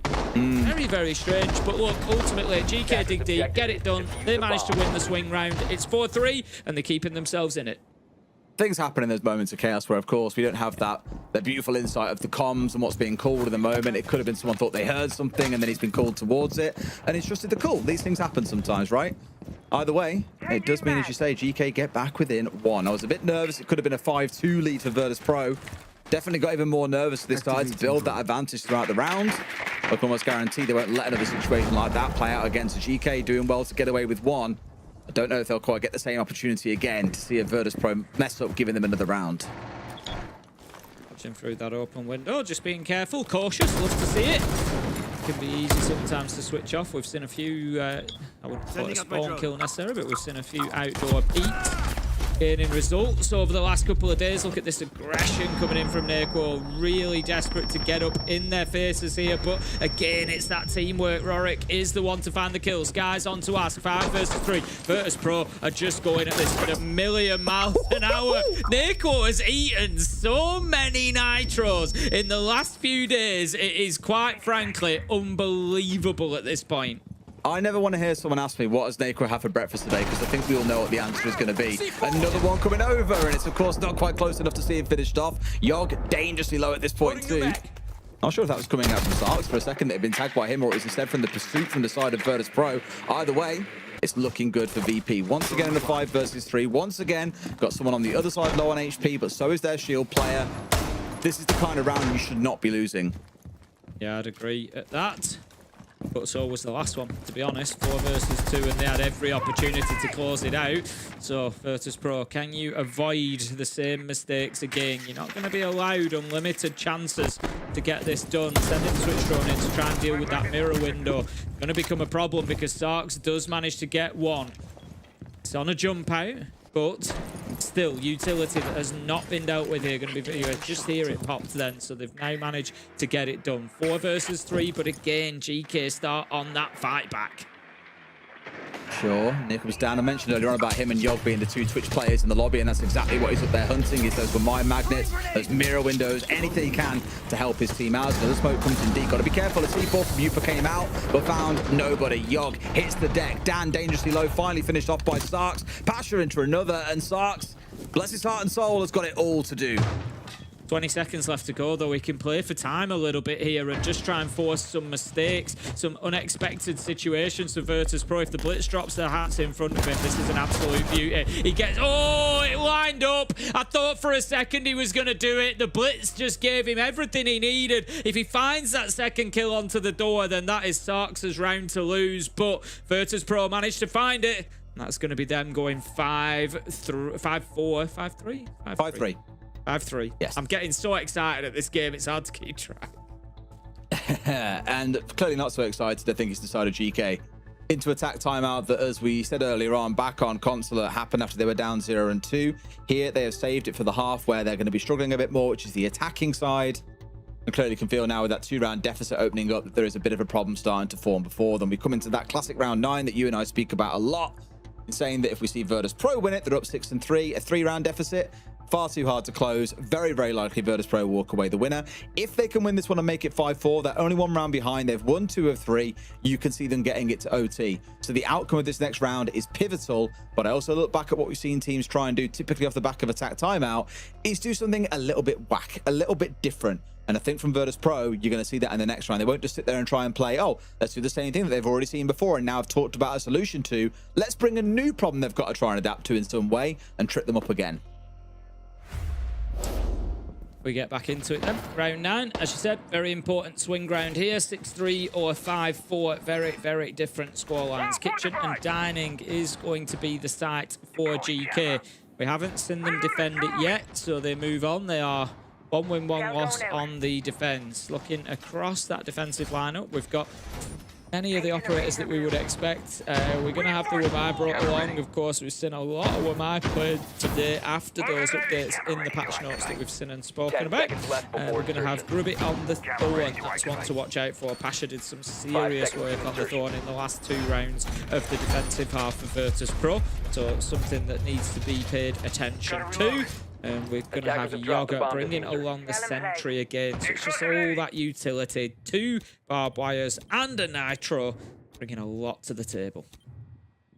Absolutely. Well, once again, back in towards the snake, because why not? Hasn't been a problem for either team so far when they've been running it. In fact, quite enjoyed it. We've seen 3 kills on it back on the Consulate. And it also helped in the round a little bit earlier on as well. Now, otherwise, looking in towards Nako once again, running around on that shield. He's always been, as we've seen, the constant instigator of chaos. There's been so many C4s thrown his way. He's almost forcing the teams that he plays against to have to run 3 or 4 C4s every single round because they know otherwise he'll take ground, he'll go aggressive. And yeah, he hasn't got loads of kills today, but it's the impact that he's having without collecting those kills, which is a crucial one. So I think having 3 C4s on side yet again for Geekay, it's a must. Sarks managed to keep himself off that Soliton radar for the beginning of the round because he was stood on top of a mute jammer, but he has had to dip away now. The nade cleared it out, and that means that gaming is now in the possession of Virtus.pro at least, so they can start using that to build forward. Just a little bit of patience being tried here from Rorik as he's hoping for a bit of movement from Library Stairs, a little bit of aggression towards the sound of the shield entering into the map possibly, but at the minute Geekay going to give them absolutely nothing. It's always that fear. Where did I get shot from? What was that noise? But in a spot where he's down to quite low HP here, Naquo's still looking pretty good though. In come the flashes to try and make a little bit of room and force his top library player back. Thiago's just hit the deck there and hoping to God to keep himself alive. And here comes Naquo nice and close. So far protecting his feet, but a little bit of chip coming on through.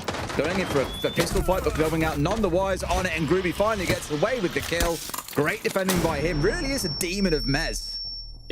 Honestly, he just will not be moved out of that position. And Naquo, again, just getting maybe a little bit ahead of himself there. Found himself in a really bad spot. You could see that he was kind of torn between the two angles, not knowing where he was going to be challenged from. And that is the perfect situation you want as a defender if you've got a blitz pushing into you. You want them worried about their sides. You want them worried about the push from the back. You know, all these areas that they are not protected from. How about this, though? Pasha just going for a little wander up library stairs, but going to be taken out by Ass. Looks like Geekay are looking pretty comfortable on this dining defense. There's been absolutely no pressure towards site whatsoever, by the way.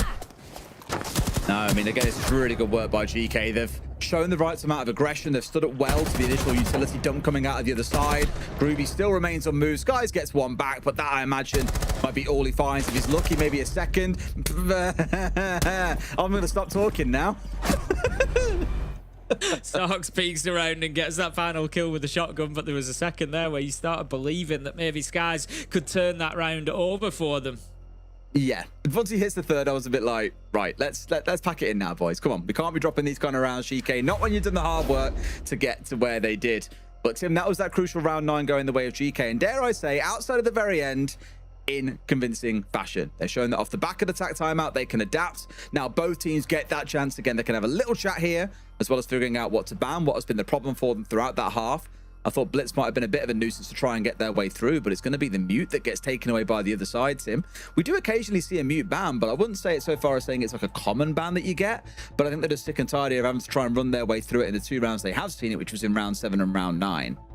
I mean, the mute is like very powerful at the minute. You know, if you stood in that jammer, as long as you stood in it when Dokkaebi tries to call, the call won't come through. It protects you from the Soliton radar. You can do wall denial with it. It's keeping you off the radar for drones. You know, there's so much value there that mute brings along with those jammers, especially if you're playing inside them as a player. So yeah, not too much of a surprise there, but. We're going to head into round 10 pretty soon after this tactical timeout. It's 5-4 as it stands for Virtus.pro.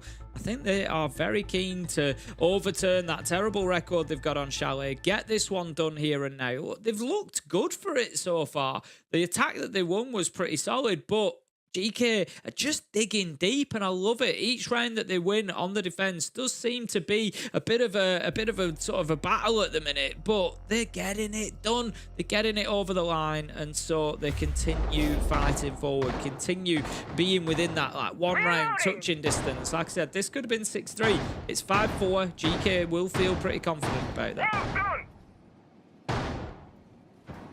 Or can they build on from here then? See if they can kick on. You believe the confidence is there, Tim. We'll see if they believe in themselves. And do my eyes deceive me? It's not Dan playing on the Twitch. It's going to be Pasha in this round. We spoke about them back on console. He was playing Snake and we had Dan running around on the Twitch. Both were in the F2. It was a bit of a demon in the round that we saw it. And we've seen it across previous play days too. But imagine here it's most definitely more as a response to what we're seeing coming out of the other side. You've got to deal with the elements, of course, to enable Naquo to be able to move through more comfortably. Most importantly, you've got to try and get rid of those mirrors, and also got the case to be able to try and take away a bunch of those with my magnets. Now, we did see that with my, of course, banned away previously. I think here it's more of a lean into what that's still back in the first half. It's very close, actually. And the Twitch coming along certainly helps you deal with that. Like, although we spoke a lot about the Wamai, there's no fear, obviously the other consideration is what other operators do you then start bringing along? Do we then start maybe seeing a little bit of an increase in towards things like Brava along the way? Easy shot for Pasha, by the way, straight up lobby stairs, gets rid of the mirror window, gets rid of the default cam. He's done what he needs to here. A good start, a good start. And there you go. We're going to have another default cam taken out as well. Just going to produce the intel, at least, that Virtus.pro are having to face up against. It's a big question to have to deal with. There's nobody actually on the mezzanine position this time around, so they're going to have a little bit more freedom there. But yeah, forcing Grubby away from that position is just so difficult. As it is, he's going to find himself in Ivy, and I really wouldn't put it past him to kind of force his way back in there again, to be honest. Gonna see the mirror window opening up. This could be really nice. I love that from Yaga. Just waiting for that window to pop. You can't leave yourself visible on the other side of it. Virtus.pro asking to be punished and GK delivering. Beautiful once again. Yeah, even though they've done good work at the start here, Virtus.pro are getting rid of a couple of bits of crucial utility and, you know, figuring out where players are. Just the responsiveness is really on the side of GK. They're always the first to act. It's the thing we were speaking about Virtus.pro being good at back in the first half was, yes, there was a game plan there from GK on the attacks, but they had the nous to step forward and say, right, break up that attack before they get a chance to pull off what they want to do. You're seeing more of that out from GK. They're playing more aggressively. They're playing proactively rather than waiting to always see what the other side are bringing along. Necro eating yet another C4 down low. Could get finished off here if not careful at the same time. It's Warden that is challenging onto, so definitely a little bit of a disadvantage. However, there's also a second player up nice and close. He goes to wide. Here looking for the shield. The swing could come on through. Has to be really careful. Where's the player down below? Knocked down and surely finished off. There it is. Although Yog gets down across the other side as well. So they get one Tim, but they lose another elsewhere. Not so ideal for VP. Echo is low health, but manages to make the most of the health that they've got. Finishing off a kill series. He's like one shot now. I mean, he died last round reloading. Come on, man. There we go. Grubby manages to find the kill. Just taking too much chip damage along the way, essentially. When you're playing a shield like that, you've got to be able to get aggressive and get up into their faces, and that ability is taken away from Neko when he's taken so much damage. Aware of Grubby's position, got overly aggressive maybe. The plant was going down from Pasha, but now has to come off it to fight the 1v3. 15 seconds left to go. All full health on the side of GK as well. You don't fancy him for it, and neither does Grubby. Pops around the corner, takes down Pasha, and that's going to be another round for GK. That's 3 out of 4 defenses, and they are looking good here on Chalet. Virtus.pro managed to get 4, so just a couple more and they could win this in regulation. Do you want to believe that Virtus.pro can't find themselves another attacking round win? I want to believe they can. And that was off the bat, not forgetting though, to be fair, of a Sark's 4K when Pasha won the closing 1v1, so it was still close even then. GK are looking good on the defensive side, and it certainly backs up why they have an 82% defensive win rate on this map. 18 of 22 defenses being won. They're looking brilliant so far in this half and have pulled things all even. I'd be very nervous if I was Virtus.pro right now, Tim. I get the feeling that the overtime is going to be on the way, and then God knows what happens when we get to Fortress. Yes, last time it was 7-2 to Virtus.pro, but I don't think you'd have seen GK let us go to that map unless they had a game plan on how to fix those problems from last week. I'm not convinced that we're going to stay overtime, to be honest with you. GK right now just looking so comfortable and confident on these defenses. And, you know, you saw them there. 3 full health operators as a backline, able to fight through anything that Virtus.pro tried to throw against them. And right now, I wouldn't be surprised in the slightest to see GK extend what is 2 back-to-back rounds into 4 back-to-back rounds to just close this out 7-5. It's always an ask against Virtus.pro. They've got, you know, the big names, but I did say, didn't I, that Dan had been quiet in that first half. It's continued. It's been a difference maker for Virtus.pro here. He's 3-9. It's a big problem. It's all on the shoulders of Pasha and Skies at the minute, with 24 kills between the two of them. But in any round where they, like the last round, Skies was the opening death. What then? Who's stepping up in their place? It's not Neko, Dan or Oric, so Pasha's got it all on his shoulders. It's a lot to ask at the minute from them two. And the cursed operator is back for him. Although because there are a bunch of those magnet stats up there, you just saw 2 get disabled in 1 blast, which will help them getting utility through. Mainly some fire from Pasha to try and force the corner to be clear, but as we know, there is no one actually inside of lobby, I don't believe, unless my eyes betray me. No one is up there. Just Yog out on towards Mez. So are they fighting Ghost at this point? I think they were, and now must surely realize it is in fact clear and they can crack on. One angle just being held through bathroom, one that we commonly see. I wouldn't expect any of the defenders to be exposing themselves to that danger. Going to be dancing around, but look, the defenders don't really need to do too much at the minute. Virtus.pro are not yet inside of the map, apart from Rorik. He's the only one, and even that's arguable. He's on the balcony. He's on off his balcony rather than inside the map proper. So they can be pretty relaxed at this point. Can GK? They're not going to come under too much immediate pressure, and with 1 minute 40 gone off the clock now, Virtus.pro are going to have to speed up. Look a little bit stuck, a bit stalled out. They really want to execute on the window. And in fact, they're saying, you know what, YOLO, we're going to go for it and hope for the best. Naquo's made the cross. It's the C4 to come. There's 3 of them, Tim. They've got to go deep, and that's exactly what he's trying to do. It's a bit of a bait. I love it, Tim. They baited it out entirely. The stars run through. They've impeded out one of those C4s, and they've managed to stick it. What a great adaptation to the plant, making use of the shield to charge in deep. Naqua able to get himself involved. Now down. Not looking good, because Groovy's got a 2K through the back of smoke and taking the shield down. But the problem is the spot is so hard to be able to recover. They've got Pasha with fire in back pocket to be able to lay down on the diffuser if so required. Will he dare try and go for a long arm? I don't know. On the vertical rappel, he sees the gun, sees the man. No! Pasha looking the wrong way. Down with it now, all to recover. Drops down low, and he's been finished off.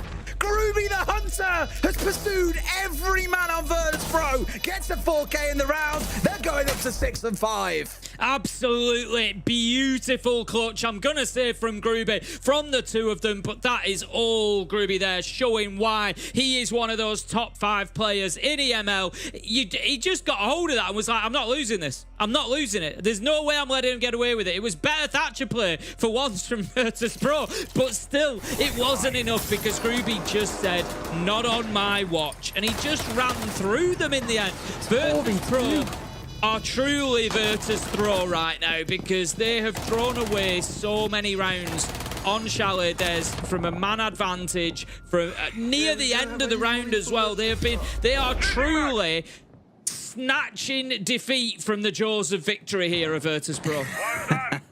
You know what? I think they heard what got said at the halftime bar. Des were like, Groovy, 55 EPS, what the hell's going on? Where is he? It's fair to say Leo and Fresh and Ann, I think he heard all of you. 14 and 6. He is absolutely frying. Almost matched, of course, by Pasha on the other side of 13 and 6. But sometimes, Tim, you need a hero. That was a 3K in round 10, a 4K in round 11 from Groovy. Why not make it an ace in round 12 to seal the deal?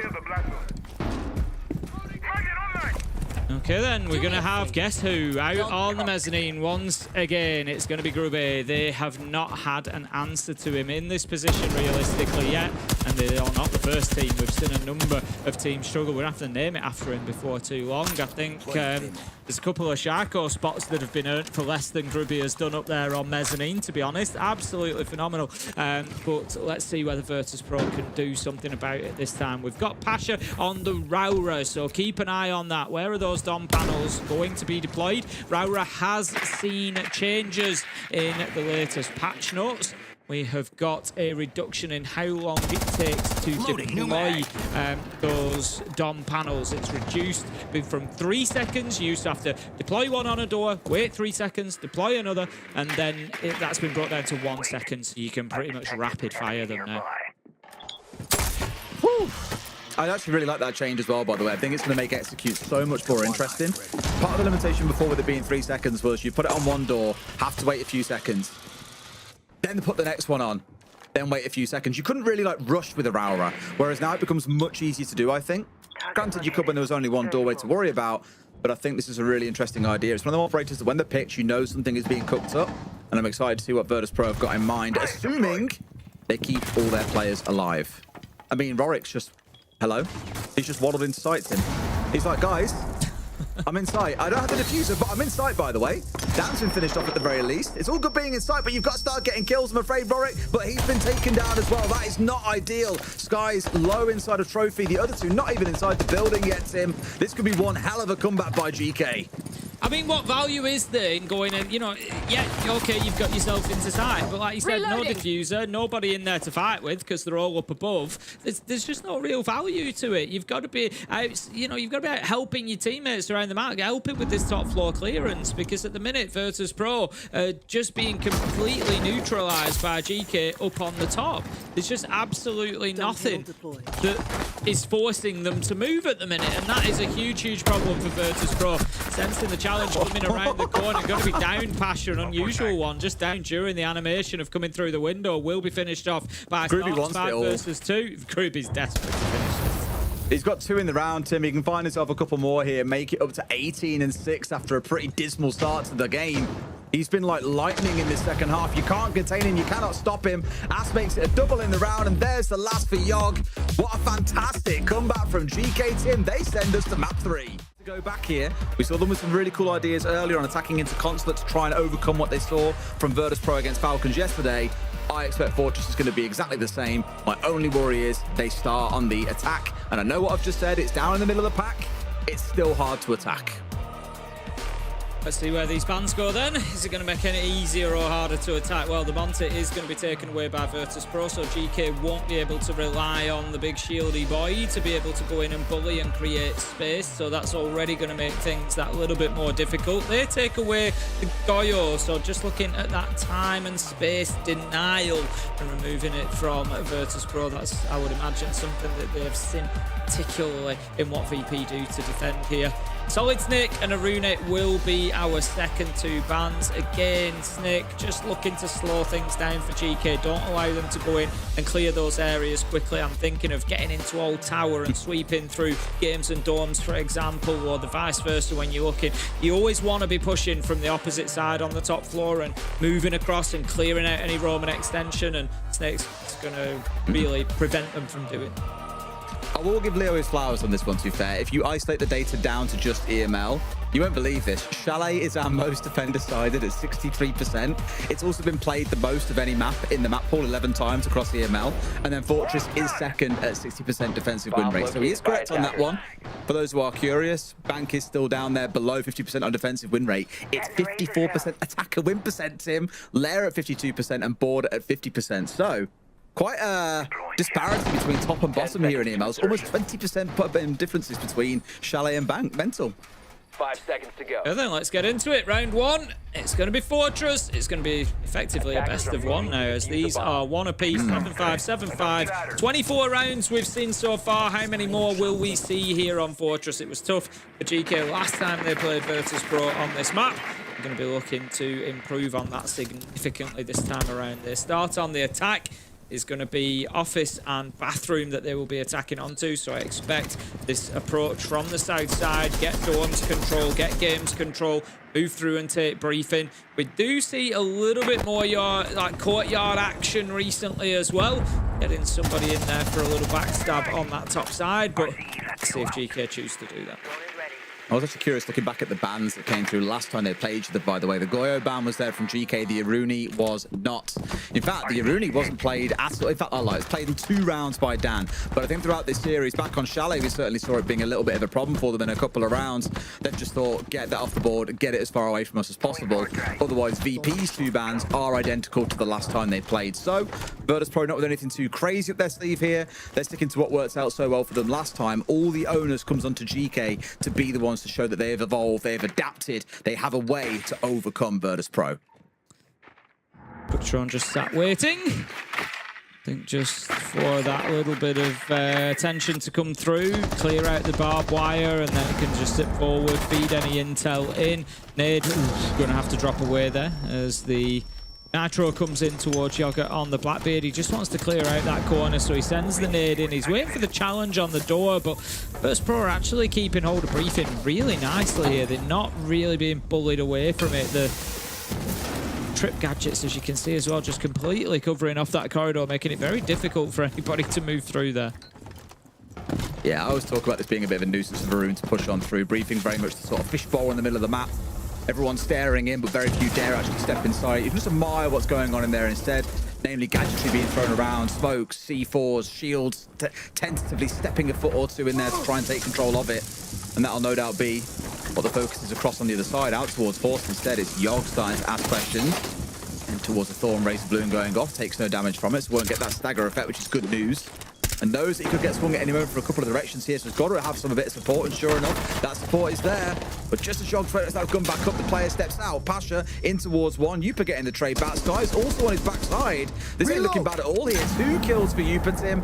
GK off and flying here in round 1, 4v2. Yeah, effectively. Skies does get picked up to bring it back to 4v3. 20 seconds left to go. That's going to be the big factor, but the diffuser is going down. Ask is going to stick this plant as well. And although Pasha manages to get one on. There's going to be a couple of kills come in. Geekay looking good on this first attack so far. Virtus.pro have been backs to the wall throughout the round pretty much, and they have now lost all but one of their lives. Pasha half health and looking to start moving forward, but they've got him covered from every angle. Grubby picks up another on the day. His fantastic performance continues. That's going to be Geekay 1-0. Yeah, I mean, it comes back to what I spoke about a little bit on Chalet, is that the mistake teams have made throughout, I'd say really the last few play days, not just today, is on the defensive side, you largely sit there and wait to get beaten. And when you're against teams that are lower down the table, you can afford to do that because you know they're going to make mistakes and you can exploit it. These two teams are at a stage where there are very few mistakes being made when they're on the attacking side. They're very tight. When they say go, they tend to go as a unit. You don't have a random player waddling in towards site by himself, unless you're Rorik in towards Dining on our last map a minute ago. And so it really comes on to you as the defenders to be the ones to be proactive, to put a spoke in the wheel of that bike of the attackers as it comes flying on past and trip them up and break the whole thing apart. You have to do that because if you give them enough time to get towards site with 5 players still alive, they will overwhelm you in the execute. It's why the trap meta has been so potent lately, is you've got to play out around the map. You need to control large parts, but you need the intel to be able to challenge, to disrupt and get up in their face. But Virtus.pro didn't do that in round 1. You saw Yoga walk into Horse, for example. Who challenged him except for that razor boom that was above Horse door? There was no one. And so he was like, okay, I guess I'll just stroll in and look to start challenging inside a bathroom. They had far too much map control far too easily. Virtus.pro need to give more challenge if they're going to have any chance of winning these rounds. They move on to games and dorms where they will try to offer that challenge theirs, and they're going to come under, again, I think significant pressure. Uport is on the ace. He's the only real... I was going to say the only real hard breach option. They do have the secondaries on Grubby, but when you're thinking about getting, I'm thinking about the south wall that leads into dorms, you really don't want to be running up there and putting a secondary hard breach charge on it. It's very, very dangerous with that vending machine window, so being able to do it at range with the Selmas would be much, much safer. They need to make sure Yupa is in position to be able to do that. One of those Selmas has already been used, so that may well already have been successfully opened up. I'm starting to ask questions of the Clash as well. Obviously doesn't want to drop the shield down and try and shoot out the drone, but surely it's horrible. I have to kind of stand there with the shield, just watch you lose everything as it just rips everything away. But I spoke about this a little bit back on the previous map, that I think we might see more of a rise of seeing Twitch. I mean, Twitch is already quite powerful, but a Brava being brought along in cases where we don't have even Maestro in the round, because there's a lot of gadgetry to steal away, because now Wamai's going to get even more powerful and no doubt pick more often. These two drone operators are going to have so much fun just ripping away utility from defenders. Worth remembering that those were my magnets can impact nitros as well if they've been stolen away. So definitely could be some value. There's a bit of value. Pasha manages to take the head off the Blackbeard. 5 versus 4. Great entry. Also going to see Sarks taken down as well. Unlikely to be collected, I would have said at this point, Dan. Skies 1 apiece. It's looking like a flawless round here, as you say. Virtus.pro just covering each other beautifully. Pasha with the second in the round. Great stuff from them. 1-1. Like, you can be forgiven for looking at that and saying, oh, that was a command office defense, right? Wrong. That was just defending dorms and games, but look at how much more aggressively they defended around Horse, into hallway. Every time a player stepped anywhere into that building, they were being swung on by a player of Virtus.pro. Back in the prior round, I mean, we were actually defending office and bathroom. That didn't happen once. We didn't see that aggression out of Virtus.pro. So what I said at the end of round 1, I want to see more aggression. I want to see them getting up in the face of Geekay here, making them uncomfortable. Virtus.pro have just done that with 3 or 4 players on the team and absolutely rolled that round. Really good stuff. What a piece. Setting a mine. And on we move down to the ground floor site. We generally have a mixed bag on attack here as to whether we see any verticality or not. It's a little bit limited in use. We don't tend to see too much value gained from it. There's an approach where you get the hatch open, drop it to site and look to get a plant down. That is sometimes used. But looking at the lineup at the minute, there isn't a big focus towards that verticality. There's only really going to be Sarks that's going to be doing too much work with those Rotero drones to open up the verticals. They do have the Hibana though, so that would suggest maybe going in and paying some attention to that hatch. There's definitely going to be a lot of breaching going on. You've got the Thatcher, you've got the Ace, you've got the Hibana. So the big question really is where? We'll see. I mean, at this point, the Herb's perfect, I think, to help them deal with all these castle barricades that Dan's going to have down. It was banned away against them prior, so I don't think it's a bad idea at all. Here comes this merry dance now and trying to get our way through this wall. As we see again, EMP just being spammed on through by Groovy. Sorry, to make sure it is Groovy. He's playing so far across these last couple of maps, but enough to make sure the wall is opened up in good time. 30 seconds in, that's been dealt with. But Pasha has recovered both of those electro cores.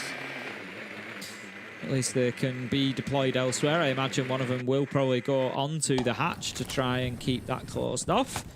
They are aware of Rorik's position here. He does relocate a little bit just to keep mixing things up.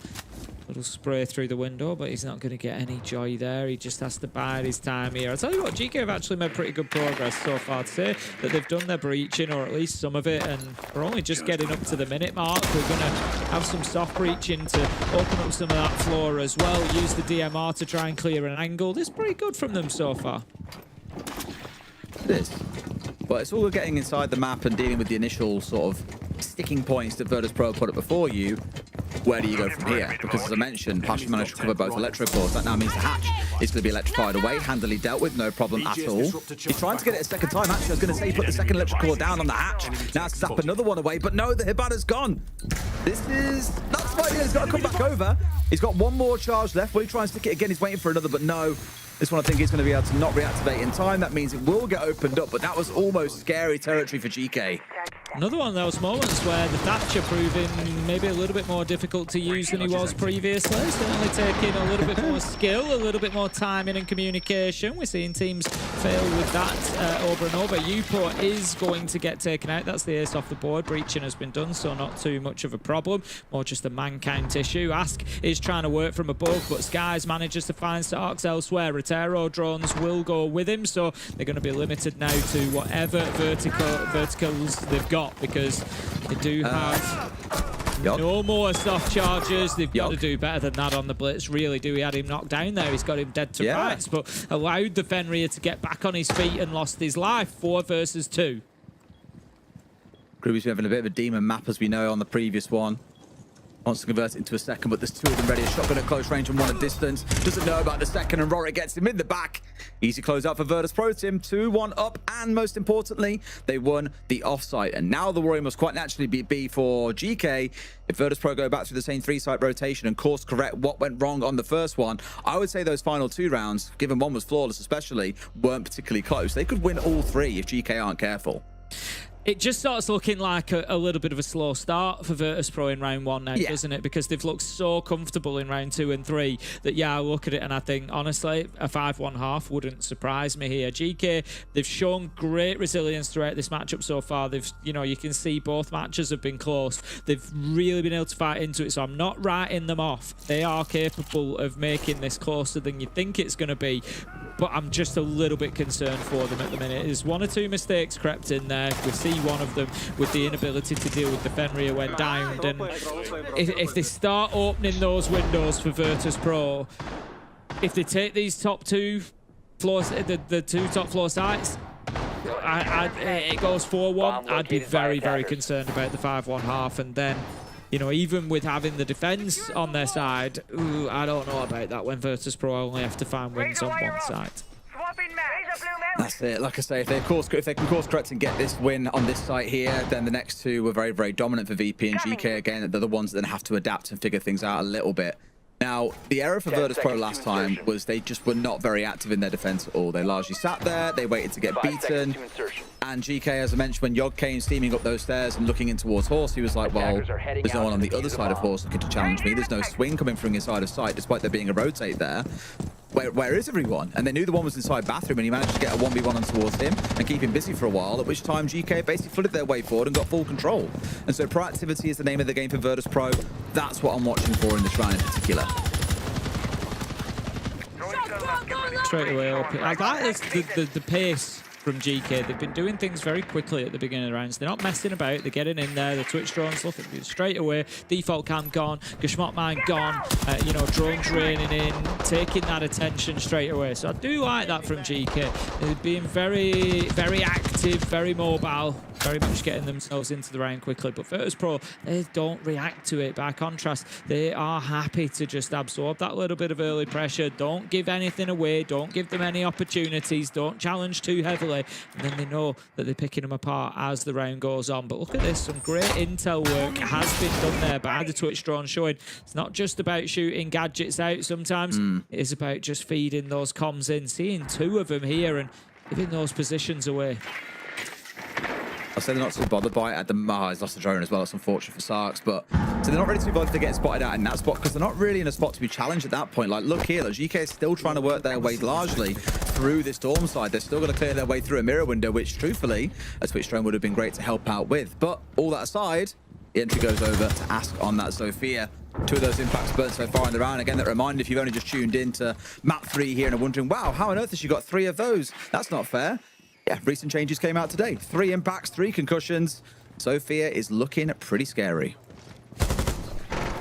Long range angle being held, but again, we've not really seen too much being brought along to deal with the clash today. They've got the air jabs, they've got 1 left in pocket, but other than that, they've got 1 nade on the side of Grubby, and we've already seen where that ends. You know, we saw it on Chalet when they were trying to move Naquo with the clash, and they just didn't manage to get it done. They ran out of utility to try and challenge him, and he does a great job of keeping that shield in hand and keeping it active. Rorik manages to find Ask. That's going to level things up. 4 versus 4. Got the Thorn off the board on one side and the Zofia on the other. Rorik with a second rips the head off Sarks. Beautiful reverse angle with that SMG, and this is where Naquo starts getting more and more powerful now as the erosion hurts Geekay.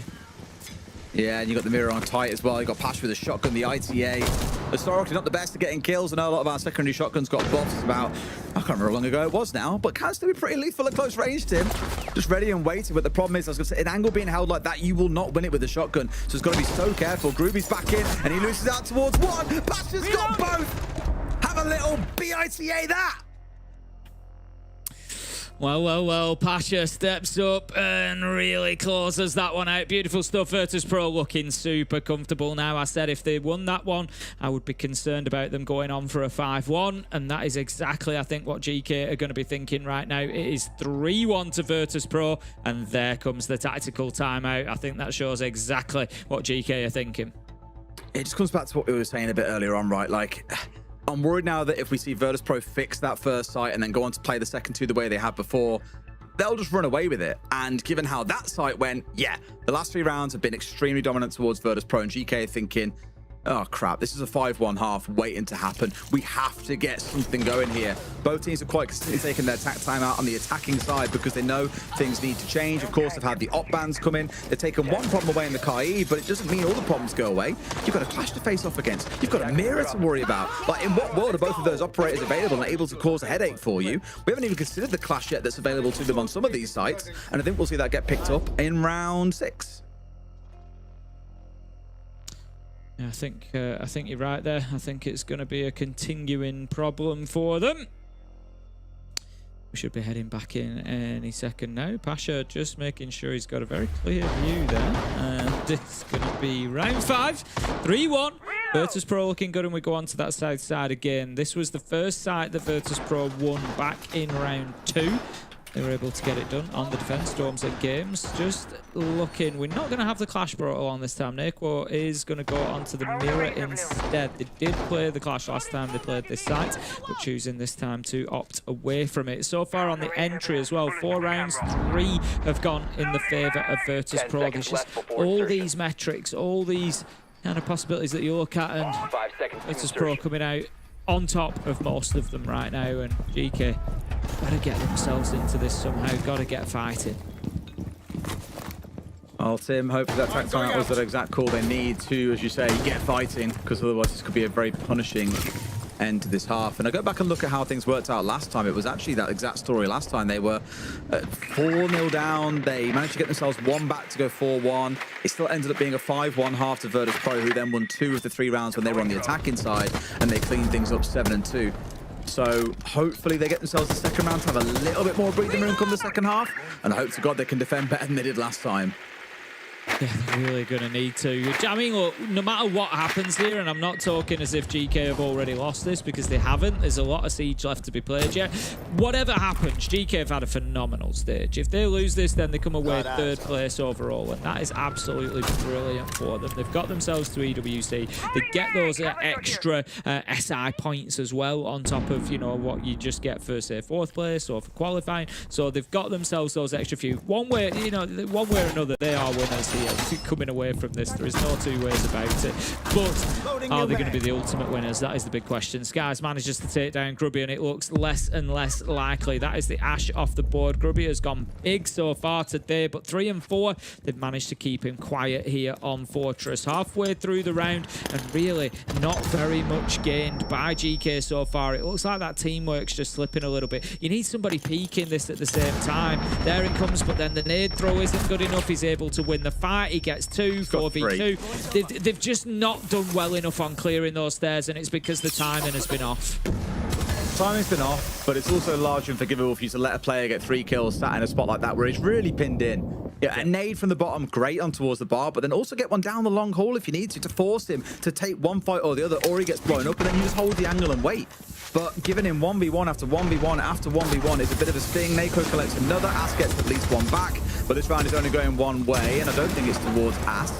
Although he certainly gives reason for pause here. Problem is, Pasha and Rorik are having a brilliant game so far, and I think he'll struggle to be able to hold on from here. Well, he's low health as well. That's the other problem. Ask got about 30 hits. 3 impacts, though. Just walk in with new shoes like back on COD 4. Start blowing them up. I'm not sure that's going to pay dividends for him. If I'm honest, he's just hoping beyond hope that they're going to give him something here. A little peek through the drone hole doesn't work out. Go on. Just blow it. Just go on. Blow it. That's it. And again. We're trying. He's done very little damage overall. Rorik takes a little bit there, but damage, you madman. What you on about? Was it enough, Des? It was very little in the grand scheme of things of what... Exactly. It was very little in the case of what he needed there is what I meant. Pasha steps around, gets that final kill, and it is going to be 4-1 now for Virtus.pro, and that 5-1 is screaming towards us. Ain't it just... Yeah. It's one of them where, again, I really want to see them be competitive here and give us a real fight on Fortress and show they've learned from last time, but they are really, really struggling to get that done. The fact you've had attack timeout, the fact that you've seen what Virtus.pro are doing so far, the fact that you know that Eagle is quite a power position anyway, they've just completely misplayed clearing that out. And now we go down to the site, I'd say, that really kicked it off for Virtus.pro. They look solid down here. It wasn't a flawless round like in the second, but they were very, very hard to break down, and it came down to Groovy having to crouch walk through site and hope he could find anyone. Did. Immediately got traded by a shotgun from behind again, so it was a bit like it wasn't even close back then. Only upside is the silver lining. There's no electro claws to have to worry about this time around, so it should be a bit more straightforward for GK. Is it going to be straightforward enough, though? Is it going to be straightforward enough? Definitely going for the vertical. They've got the ram on side, and we're seeing that door could be brought along, of course. We've already spoken about the changes, but in case you've come along a little bit late to the party, things have changed up for Dokkaebi a little bit. Rather than a 7-second cooldown that was global previously, so if she made a call to anybody, it was 7 seconds before she could make a call to anybody else on that attacking team. That is on the defensive team, sorry. That is now different, so it's going to be 14 seconds per individual. So if she calls Warden here, 14 seconds before she can call Warden again, but she could call Vigil immediately, for example, so long as it is a different operator. We'll see. We've not really seen a lot of Dokkaebi used. We did see her brought along once, but to be honest, I don't think the way that we saw the calls used changed massively. You know what I'd really like if before every play day there was just a balance patch. They just changed a bunch of random things that we had to play with on the day, just see what happens. And obviously today we've seen, as we've spoken about, Mai, Zofia being played a fair whack, almost leaning back in towards the utility meta. We didn't talk about some of the other minor changes. Obviously you just spoke about Dokkaebi then as well, but you've seen little tweaks come through to other operators like Legion as well that I don't think is quite enough to pull him back into the limelight. But I think as patches go by, and again, this is all part of the new patch strategy that we saw announced back at SI, we will see these more incremental changes as we go. They've completely missed Pasha. Team gets a freebie, sprints round. No, how wasn't he ready? Sarks down on the deck, sees him first, and no, I thought Pasha had him dead to rights. Sarks does get the response, but that could have been a car crash start for GK. Yeah, always difficult playing against the Vigil, as we know, can keep himself off the drones. You've got a general area, a general idea, but sometimes you've got to get moving. You've just got to try and increase the pace a little bit, and they've been punished exactly as that happens. So 4 versus 4, and that's going to... The door could be that loses the life as well. That's the one that's got to be putting those calls into the Vigil to try and make it difficult for them to stay hidden. But a little bit of a misplay there maybe by Geekay, leaves them now that little bit weaker for the rest of this. Castle is going to be targeted out. It's going to be Dan who's picked up on that Deimos track. Is he able here to get into a position, asked to be able to challenge onto it? I don't think so. That track is going to be almost gone by the time there's any hole in the wall for him to be able to make a difference through. All right, well, he's trying to ask questions to him, but again, I'm looking at this clock slowly ticking down towards our final 30. And they don't know where all these players are. They've already found themselves blindsided by Pasha. Little do they know there are other players on Virtus.pro waiting to do exactly the same thing again. Sky's the one who's off skulking. He's in behind 2 of them here, potentially. Could be a bit of a car crash if they're not responsive. They're not responsible about this. If they've got a flank draw on the go, anything to help them? Not too sure they do. Starting to round his way forward, so they know that he's coming in towards the side. No, they don't, Tim. It's far too easy. Just showing there's a little bit of work to do, I'm afraid, here on Fortress to Geekay, and not this map in particular, but in terms of their planning, because they have been blindsided far too many times this half. It's a repeat of last week. It's a 5-1 to Virtus.pro on the defensive half. Seeing Equo dashing off for the half-time break there, but yes, guys, it's far too easy for him there, isn't it? Walks around, gets a double, and those are the mistakes that Geekay are being punished for. Absolutely. Well, Desk, what do you make of that? Well, that was a very dominant half there from Virtus.pro, and I think, you know, we talked about it, how important it was going to be to start out on the defense, and it is showing so much here. 100%. It's exactly what we mentioned. I think for many reasons, exactly the same 5-1. The win condition being the same on the side of Virtus.pro, which is very often having one guy playing quite aggressive on one side, the rest of the team playing close to each other. We've just seen it here. Look at the lack of zone control on the side of Geekay. Here, they're pushing into one last corridor in the last 10 seconds, and so they're just getting killed. Overall, like, again, one example, one single roamer, that Skies is facing a 1v3 here. One guy down the stairs, 2 guys in dropper. He's gonna be able to first isolate the first gunfight on the player coming up the stairs, and then he's able to take another kill here before getting traded. I think there is a similar consistency in Geekay, struggling to be decisive, struggling to double up on people, and struggling to deal with the utility jack. Looking at these operator bans, they're still facing Denari, they're still facing Fenrir, Azami, Mira. It's a huge issue. That's the thing. I can understand why you would want to get rid of the Goyo. I can understand why you'd want to get rid of the Aruni, but ultimately, when you're going up against the mirror window, we saw it even in the very final round there, you know, 10 seconds left and you're still trying to punch through Azami Kiva barriers. And even when you punch it, Azami kills you. Yeah, Azami kills you. Like, I think realistically, the bans maybe weren't the best because, like you said, they still had to play through the mirror windows. They still had to play through Daenerys. They still had to play through his army as well. And really took no map control. I was maybe expecting Geekay. I nearly said Grub K then. I kind of, whatever. I saw Grubby on my screen and I said Geekay. I was expecting them maybe to play a little bit more shields, maybe double up with each other a little bit. But when VP were feeling it, especially, we saw a big highlight package of double kills, multi-kills there. That's what you're going to get. And I think VP now have a massive advantage. Obviously, they go on to, in theory, the weaker side. Now, we did double check it through. Derry double checked it actually for us. Fortress is the second most defender-sided map inside of EML specifically. But I think the scoreboard pressure will tell itself now, because if you're VP, all you've got to do, you've just got to do one thing: win the tertiary site. The 2 primary sites actually don't matter. They're still going to try and win it, but even if they lose them, it's like go again. Just win the 2 tertiary sites and they'll get over the line and book their place in the grand final. The way you call it, I think, is kind of like pick your poison on what you ban on the attack to make it easier for yourselves on defense. Clash now being banned away, and then we're looking at the second one coming in here for the defenders as well. Yeah, it all makes sense, right? On one side, Geekay are going to try to prevent Neko from playing his shield. He's going to have to play Blackbird here. I'm pretty sure, insta-picked it. And Monty and it's being banned. The reason they ban Clash is obviously because they don't want to have to deal with it with one of the shield. I anticipate that at some point, maybe Geekay are going to try and bring the Ela. I will say the biggest trap that VP are facing right now is trying to play not to lose. That's the biggest mistake they can do, because they got such a huge lead. It's important to play to win here right now. Use that. Don't feel like you have any kind of advantage over Geekay. It's like you reset mentally inside of this game, and you don't think that you're in the lead, because that can actually lead you to play in a really weird way where you're trying to not lose, and that would be the end. It's a good thing to keep in the back of your mind, because for Virtus.pro, they're technically just 2 rounds away from a rematch with Falcons. Can Geekay show us yet another incredible comeback like they did on map 2? Great question. I don't quite think that scale of comeback is possible. I know they managed to pull it off previously, but I do worry that Virtus.pro might just be able to seal the deal here, Tim, in a couple of rounds. Last week it took 3. They won the first, lost the second, then won the third to see it over the line 7-2. It wouldn't shock me if we see the same again here. No, I would agree. I think 5-1 down, Virtus.pro on Fortress. It's a bit of a different ball game now. At least last time around, it was their map pick. It was, you know, they've shown great resilience. They've shown great mental fortitude to be able to get into it. So, you know, is the mentality there? Is it? I think it is. But I just think technically getting it done against Virtus.pro here, they're going to make it so difficult on the attack. I don't think they're going to make many mistakes. I think Leo is absolutely right, though. It comes down to playing to win this. I want to see Virtus.pro be aggressive, go in and take the gunfights and try to push for the win. Don't just try and play it safe and slow and, you know, ticking boxes. If you see an opportunity, go in and take it aggressively. Aggression is the name of the game, right? It was the mistake that Virtus.pro made back in round 1. They course-corrected it from there, and I think Geekay needs to come out swinging from the off. Already, though, you can see quite a bit of pressure coming out from Virtus.pro. Only 60 seconds into the round. They're trying to force these players back. Candela doesn't always mean we want to go in and plant. Sometimes it's just trying to make space or bait a response out of the other side.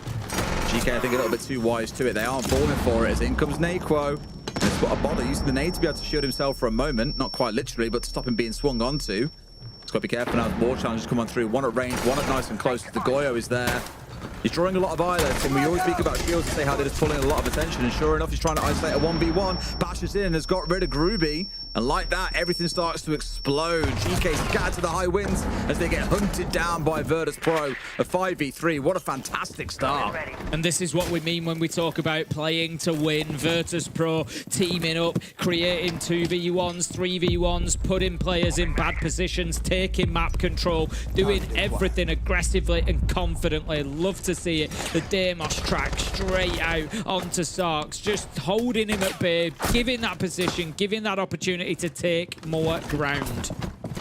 And that ground they've now taken, and they've got about 60 seconds with which to work it. Meeting is a little bit of a problem for them, I suppose, though not a significant one. Yes, it's got a couple of eyes on it, but no C4s, no real utility with which they can be disrupted. The only worry might be Yogg running around on the Warden, on the horse door. Thought the swing might come in a bit closer then from the other side, but no, for now at least you're going to see that back away coming out from Basher. Goyo canister pop to burn at least a little bit more time and to char that beautiful floor. But I don't think Virtus.pro will be too worried. We saw them back on map 1 with 30 seconds left. Execute beautifully and just absolutely overrun Geekay. I think this will be more of the same. They don't mind the clock being low because they know what the game plan's going to be. Yeah, they're only going to have about 10 seconds left inside of Horse to get anything moving. Damage is done to Ask, but he's holding on for now.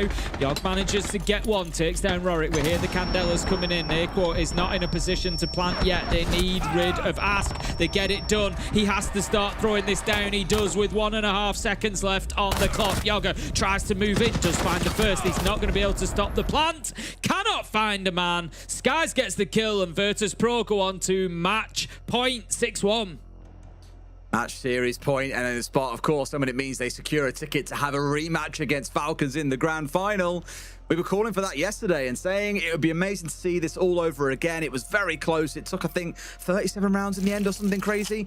Either way, really good series. We said we could watch the 3 maps of it. I think that's the way that we're heading here. That was a fantastic round from Virtus.pro.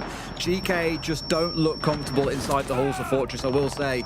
Granted, that's often what can sometimes happen when you've had your map pick, you banned away your permabans, you kind of get left as you're often doing best of ones with the sort of mid-ground map between the two teams. When Cafe got taken away from them and then they banned away Lair, they were left with Fortress, which, although I think their banning tendency is leaning towards it, they haven't had the best success on this map, and now you're really seeing men versus boys towards the back end of things. 6-1 Virtus.pro. Surely this is theirs for the taking. Geekay have just got to look at this one round at a time. At the minute, that's all they can do. Their aim now is 6-2, and then they worry about everything else after that point. We've got the deployable shield there, just looking down Museum Corridor. That's going to make it a little bit difficult for Virtus.pro to progress from Eagle side. Not bringing along the Zephyr. They do have the Ash, however, that would be able to deal with that shield. A few nades as well between Skies and Naquo. They just need to make sure that they've got some appropriate utility available available to be able to remove that. Otherwise, it's a long angle to try and challenge over the top of that shield. As it is, straight up, and we are going to see them going straight towards that main door. I imagine it will be moving up Eagle stairs, but it is Naquo on the Blackbeard doing it, so he does have the utility needed in hand to deal with that shield. Okay, so they have options. Tim, they have the ability to slow them down with the castle, with the Keevers, again, those architect operators coming along to impede the other side and force them to have to chew their way through, which they haven't got tons of tools with which to do it. Selma's help, of course, and so do the breaching rounds, but there's a lot to chew through. And admittedly, not loads in the way of DMRs to be able to get their way through the map. So maybe here Geekay can slow them down and just recollect their thoughts after the initial engagements in the round, because in the last round, as you saw, once they lost 1 or 2, it became a hunting party, and Virtus.pro were chasing them through the entire map, looking to get them finished off. Ask already pretty low at this point, so I mean, that's only on the starting point. Right idea to assume someone is coming up, Eagle, because there are 2 players at the bottom of it. That also helping give them a little bit of breathing room, and then Skies. What a map he's having, by the way. 12 and 3 moves up to. Deleting them on the reverse angle through the floor. Not ideal to lose Ask at that point in the round, given he still has one of those smoke canisters available. He's unstoppable right now, Skies, and continues to be so. There's another challenge coming in. Picks up Grubby. It's just absolutely free for him right now. 3 versus 3 as Rorik is taken down. Geekay are holding on for the time being, but Starks is going to be down but not out. It's effectively a trade, as you say. Leaves us now 2 versus 2. Naquo moving forward, trying to take ground, but this is not ideal for Virtus.pro. Skies is very low health as well. Yoga, Yupo have got themselves back to site and can now try to play those angles. The Warriors got to be, they don't have diffuser. It's inside a blue tower as well. So either they have to play for kills here or pause for a minute, go back, recollect the diffuser from outside, by the way. So you're looking at spending 20 seconds to be able to recover it. Those are the options they've got available. I think here we're probably going to find Skies having to be the one that goes to recover it, because Naquo is asking questions on site. What they could do as a really smart thing is forget about actually getting the diffuser and bait it. Force them to have to swing you and challenge you when you haven't got the diffuser.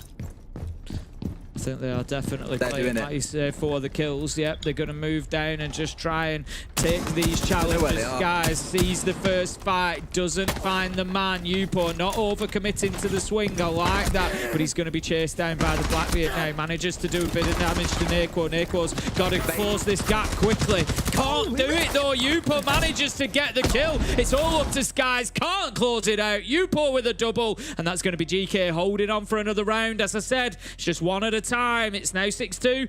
They worry about 6-3. Uncharacteristic for Naquo to lose out on such an easy fight, but fair play to the Izami. A sidestep, an easy kill, and then converts it into a 2v1 to close out the round. Probably saw that one blinking before their eyes there as a chance to be gone. Of course, a reminder as well about what's being played for here. This is 2nd and 3rd place the teams are fighting over. They're both qualified to EWC, so that prize is already secure. What they are fighting for here is EWC points, SI points, sorry, as you don't get SI points at EWC, but you finish does really matter. And the winner of the next series is the one that walks away with 420. 2nd place gets 300, 3rd place gets 250. You might think 50 don't sound like a big deal. As we said many a time, Tim, the old BDS, they knew the pain of missing out on an SI by 5 points to Sandbox back in those days. So the points, they really do matter come the end of it. Yeah, that's it. 50 can quite literally be, you know, the difference between being there and not. And SI is what all teams are aiming for throughout the year, is being there in February to fight for that hammer, for that World Championship title. And 5 seconds remaining. Every little helps in terms of getting there. It's just, you know, everything that comes with it. It's the experience, it's the exposure, it's everything along the way. Yoga just getting a little bit aggressive here on Courtyard Door. He's just going to hold his position for now, see if anybody wants to give him a freebie up at the top of these stairs. It's going to be Dan that's approaching. They lose the glass. Be a big loss. He had his chance. He had his chance and he missed it. We've seen some really cool attempts onto like spawn peak stairs. Remember the one we saw very early on when you run out into Courtyard, toss the C4 over the wall and you land it on the stairs? It didn't get a kill at the time, but it was pretty magic. And as the case was there, that was a bit of a different one, looking to play on the other door on towards the south side of Courtyard, and almost got away with freebie, because as you say, if they get rid of the glass, you take away one of the main win conditions in the round there for Virtus.pro. I mean, it's still not great for Virtus.pro having Dan with that damage on him, but I know it's going to have him, but not. Yeah, I mean, it sounds critical because, you know, it wasn't much of an opportunity. But at this level, those are the chances that you've got to take if you're Yoga. He's had a quiet game so far, 3 and 6. Headshot onto Dan there. Completely different round that they are now facing. So will GK rue that missed opportunity? Naquo on the Blackbeard again. We're going to see those shields brought along consistently. That's why they've banned out the clash. Candela goes in. Is there any movement on the back of it? Not too much. To say there's a call coming out onto Yoga as well. They really are trying to deal with him in this position, but he just manages to keep himself out of danger. Takes the damage from the phone as well. Doesn't bother to hang up the call. So that's going to be 40 damage and no access to the cams for the rest of the round. Yeah, right sort of idea. Just not quite able to punish the player underneath. GK doing really well so far. Granted, they've run the clock down. They've constantly give Virtus.pro things to have to worry about. Even Naquo's now like, oh, again? And last time around, it was Sark's in that same position where he was being able to challenge up towards the long side. The grenade after he got down did eventually finish him off. But again, that hasn't changed. That's something else that Virtus.pro needs to adapt to in some way. Doesn't realise that he stepped through the smoke there, going to spray anyway and hope for the very, very best, and Dan still goes down anyway. Sark's good for one, Groovy in for another. I don't want to get too excited, but they're starting to look pretty good here into a 4 versus 2. Make it a 4v1. Dare I say they're looking quite dominant across these last couple of rounds. Can they really pull off what would be the comeback of comebacks? They're looking great at the minute. They've still got that third choice site left to come. So, you know, we can't get too excited just yet. They've still got this one to finish off. Pasha gets one, nearly finds the second. 1v3 becomes a 1v2. And he is going to be closed down as he goes to the rotate. As managing to find the kill. So GK continue fighting. 6-3. Now it's time to worry about 6-4. That's the only way they can think about this. One round at a time. It's been great for them over the last couple. But it is now that third choice. They're going to have to go downstairs. Ooh. We've heard many a coach over time say exactly what you're saying there as well, by the way. Like, the score at the top of the screen, forget about it. It doesn't matter. We're playing the game one round at a time. And Siege is quite literally a game that plays into that too. You have no advantage by being in the lead. This ain't a game where you accumulate gold or dollars or whatever that you can then roll into stronger weapons in the next round, for example. It is every single round, just a full reset, and you get to go again. Bans that have come on through then, the Warden, interestingly, we have seen played an awful lot by both teams on this map, and Deimos on the other side also taken away.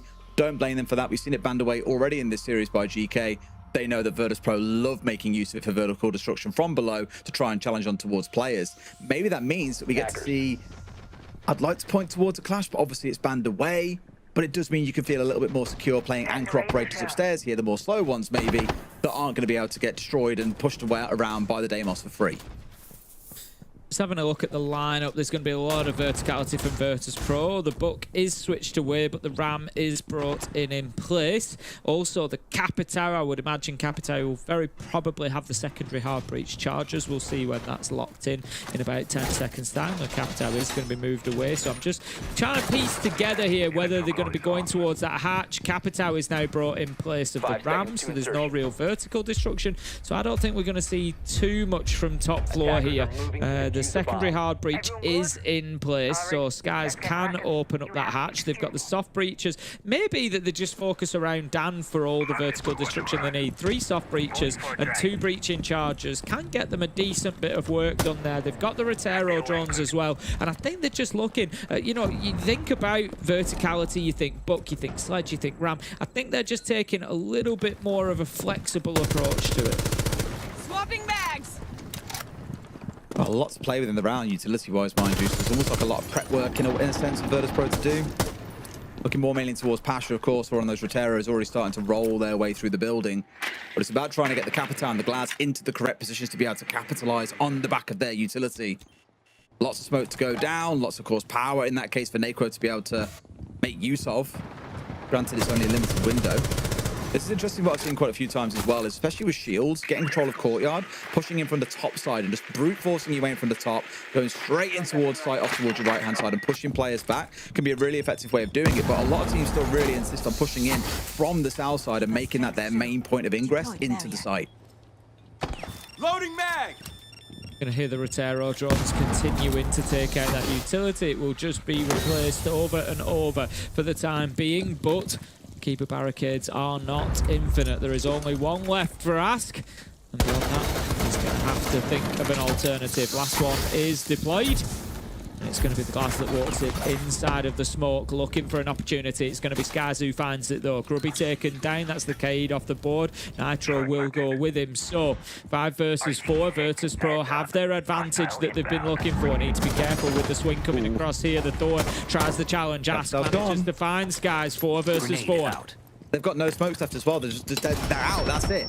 Now Necro's got to be gun up and trying to get kills here, but has a 50-50 chance of really losing out there unless it's one at ridiculous long range. They try and swing around for one, but Dan is there to ensure Yupa falls down before he can find a kill.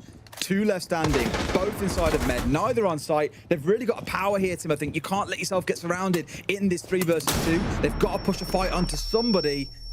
And maybe now Yoga's trying to look for just that, but he's got 2 players off towards his left. 1 bearing down on med door. This is going to get messy. It really is. I think the next kill is critical. If Geekay get it, I think they hold on for the round. If they don't, then it's over. Razor Bloom goes off, and it looks bad for Geekay as Dan manages to find Ask through the soft wall, picks up the Asami. 1 versus 3. They know where the castle is. It's a tough gun to close this out with. It's going to be the Glass. It's going to be Neko. It's going to be Virtus.pro who go into the grand final for that rematch against Falcons.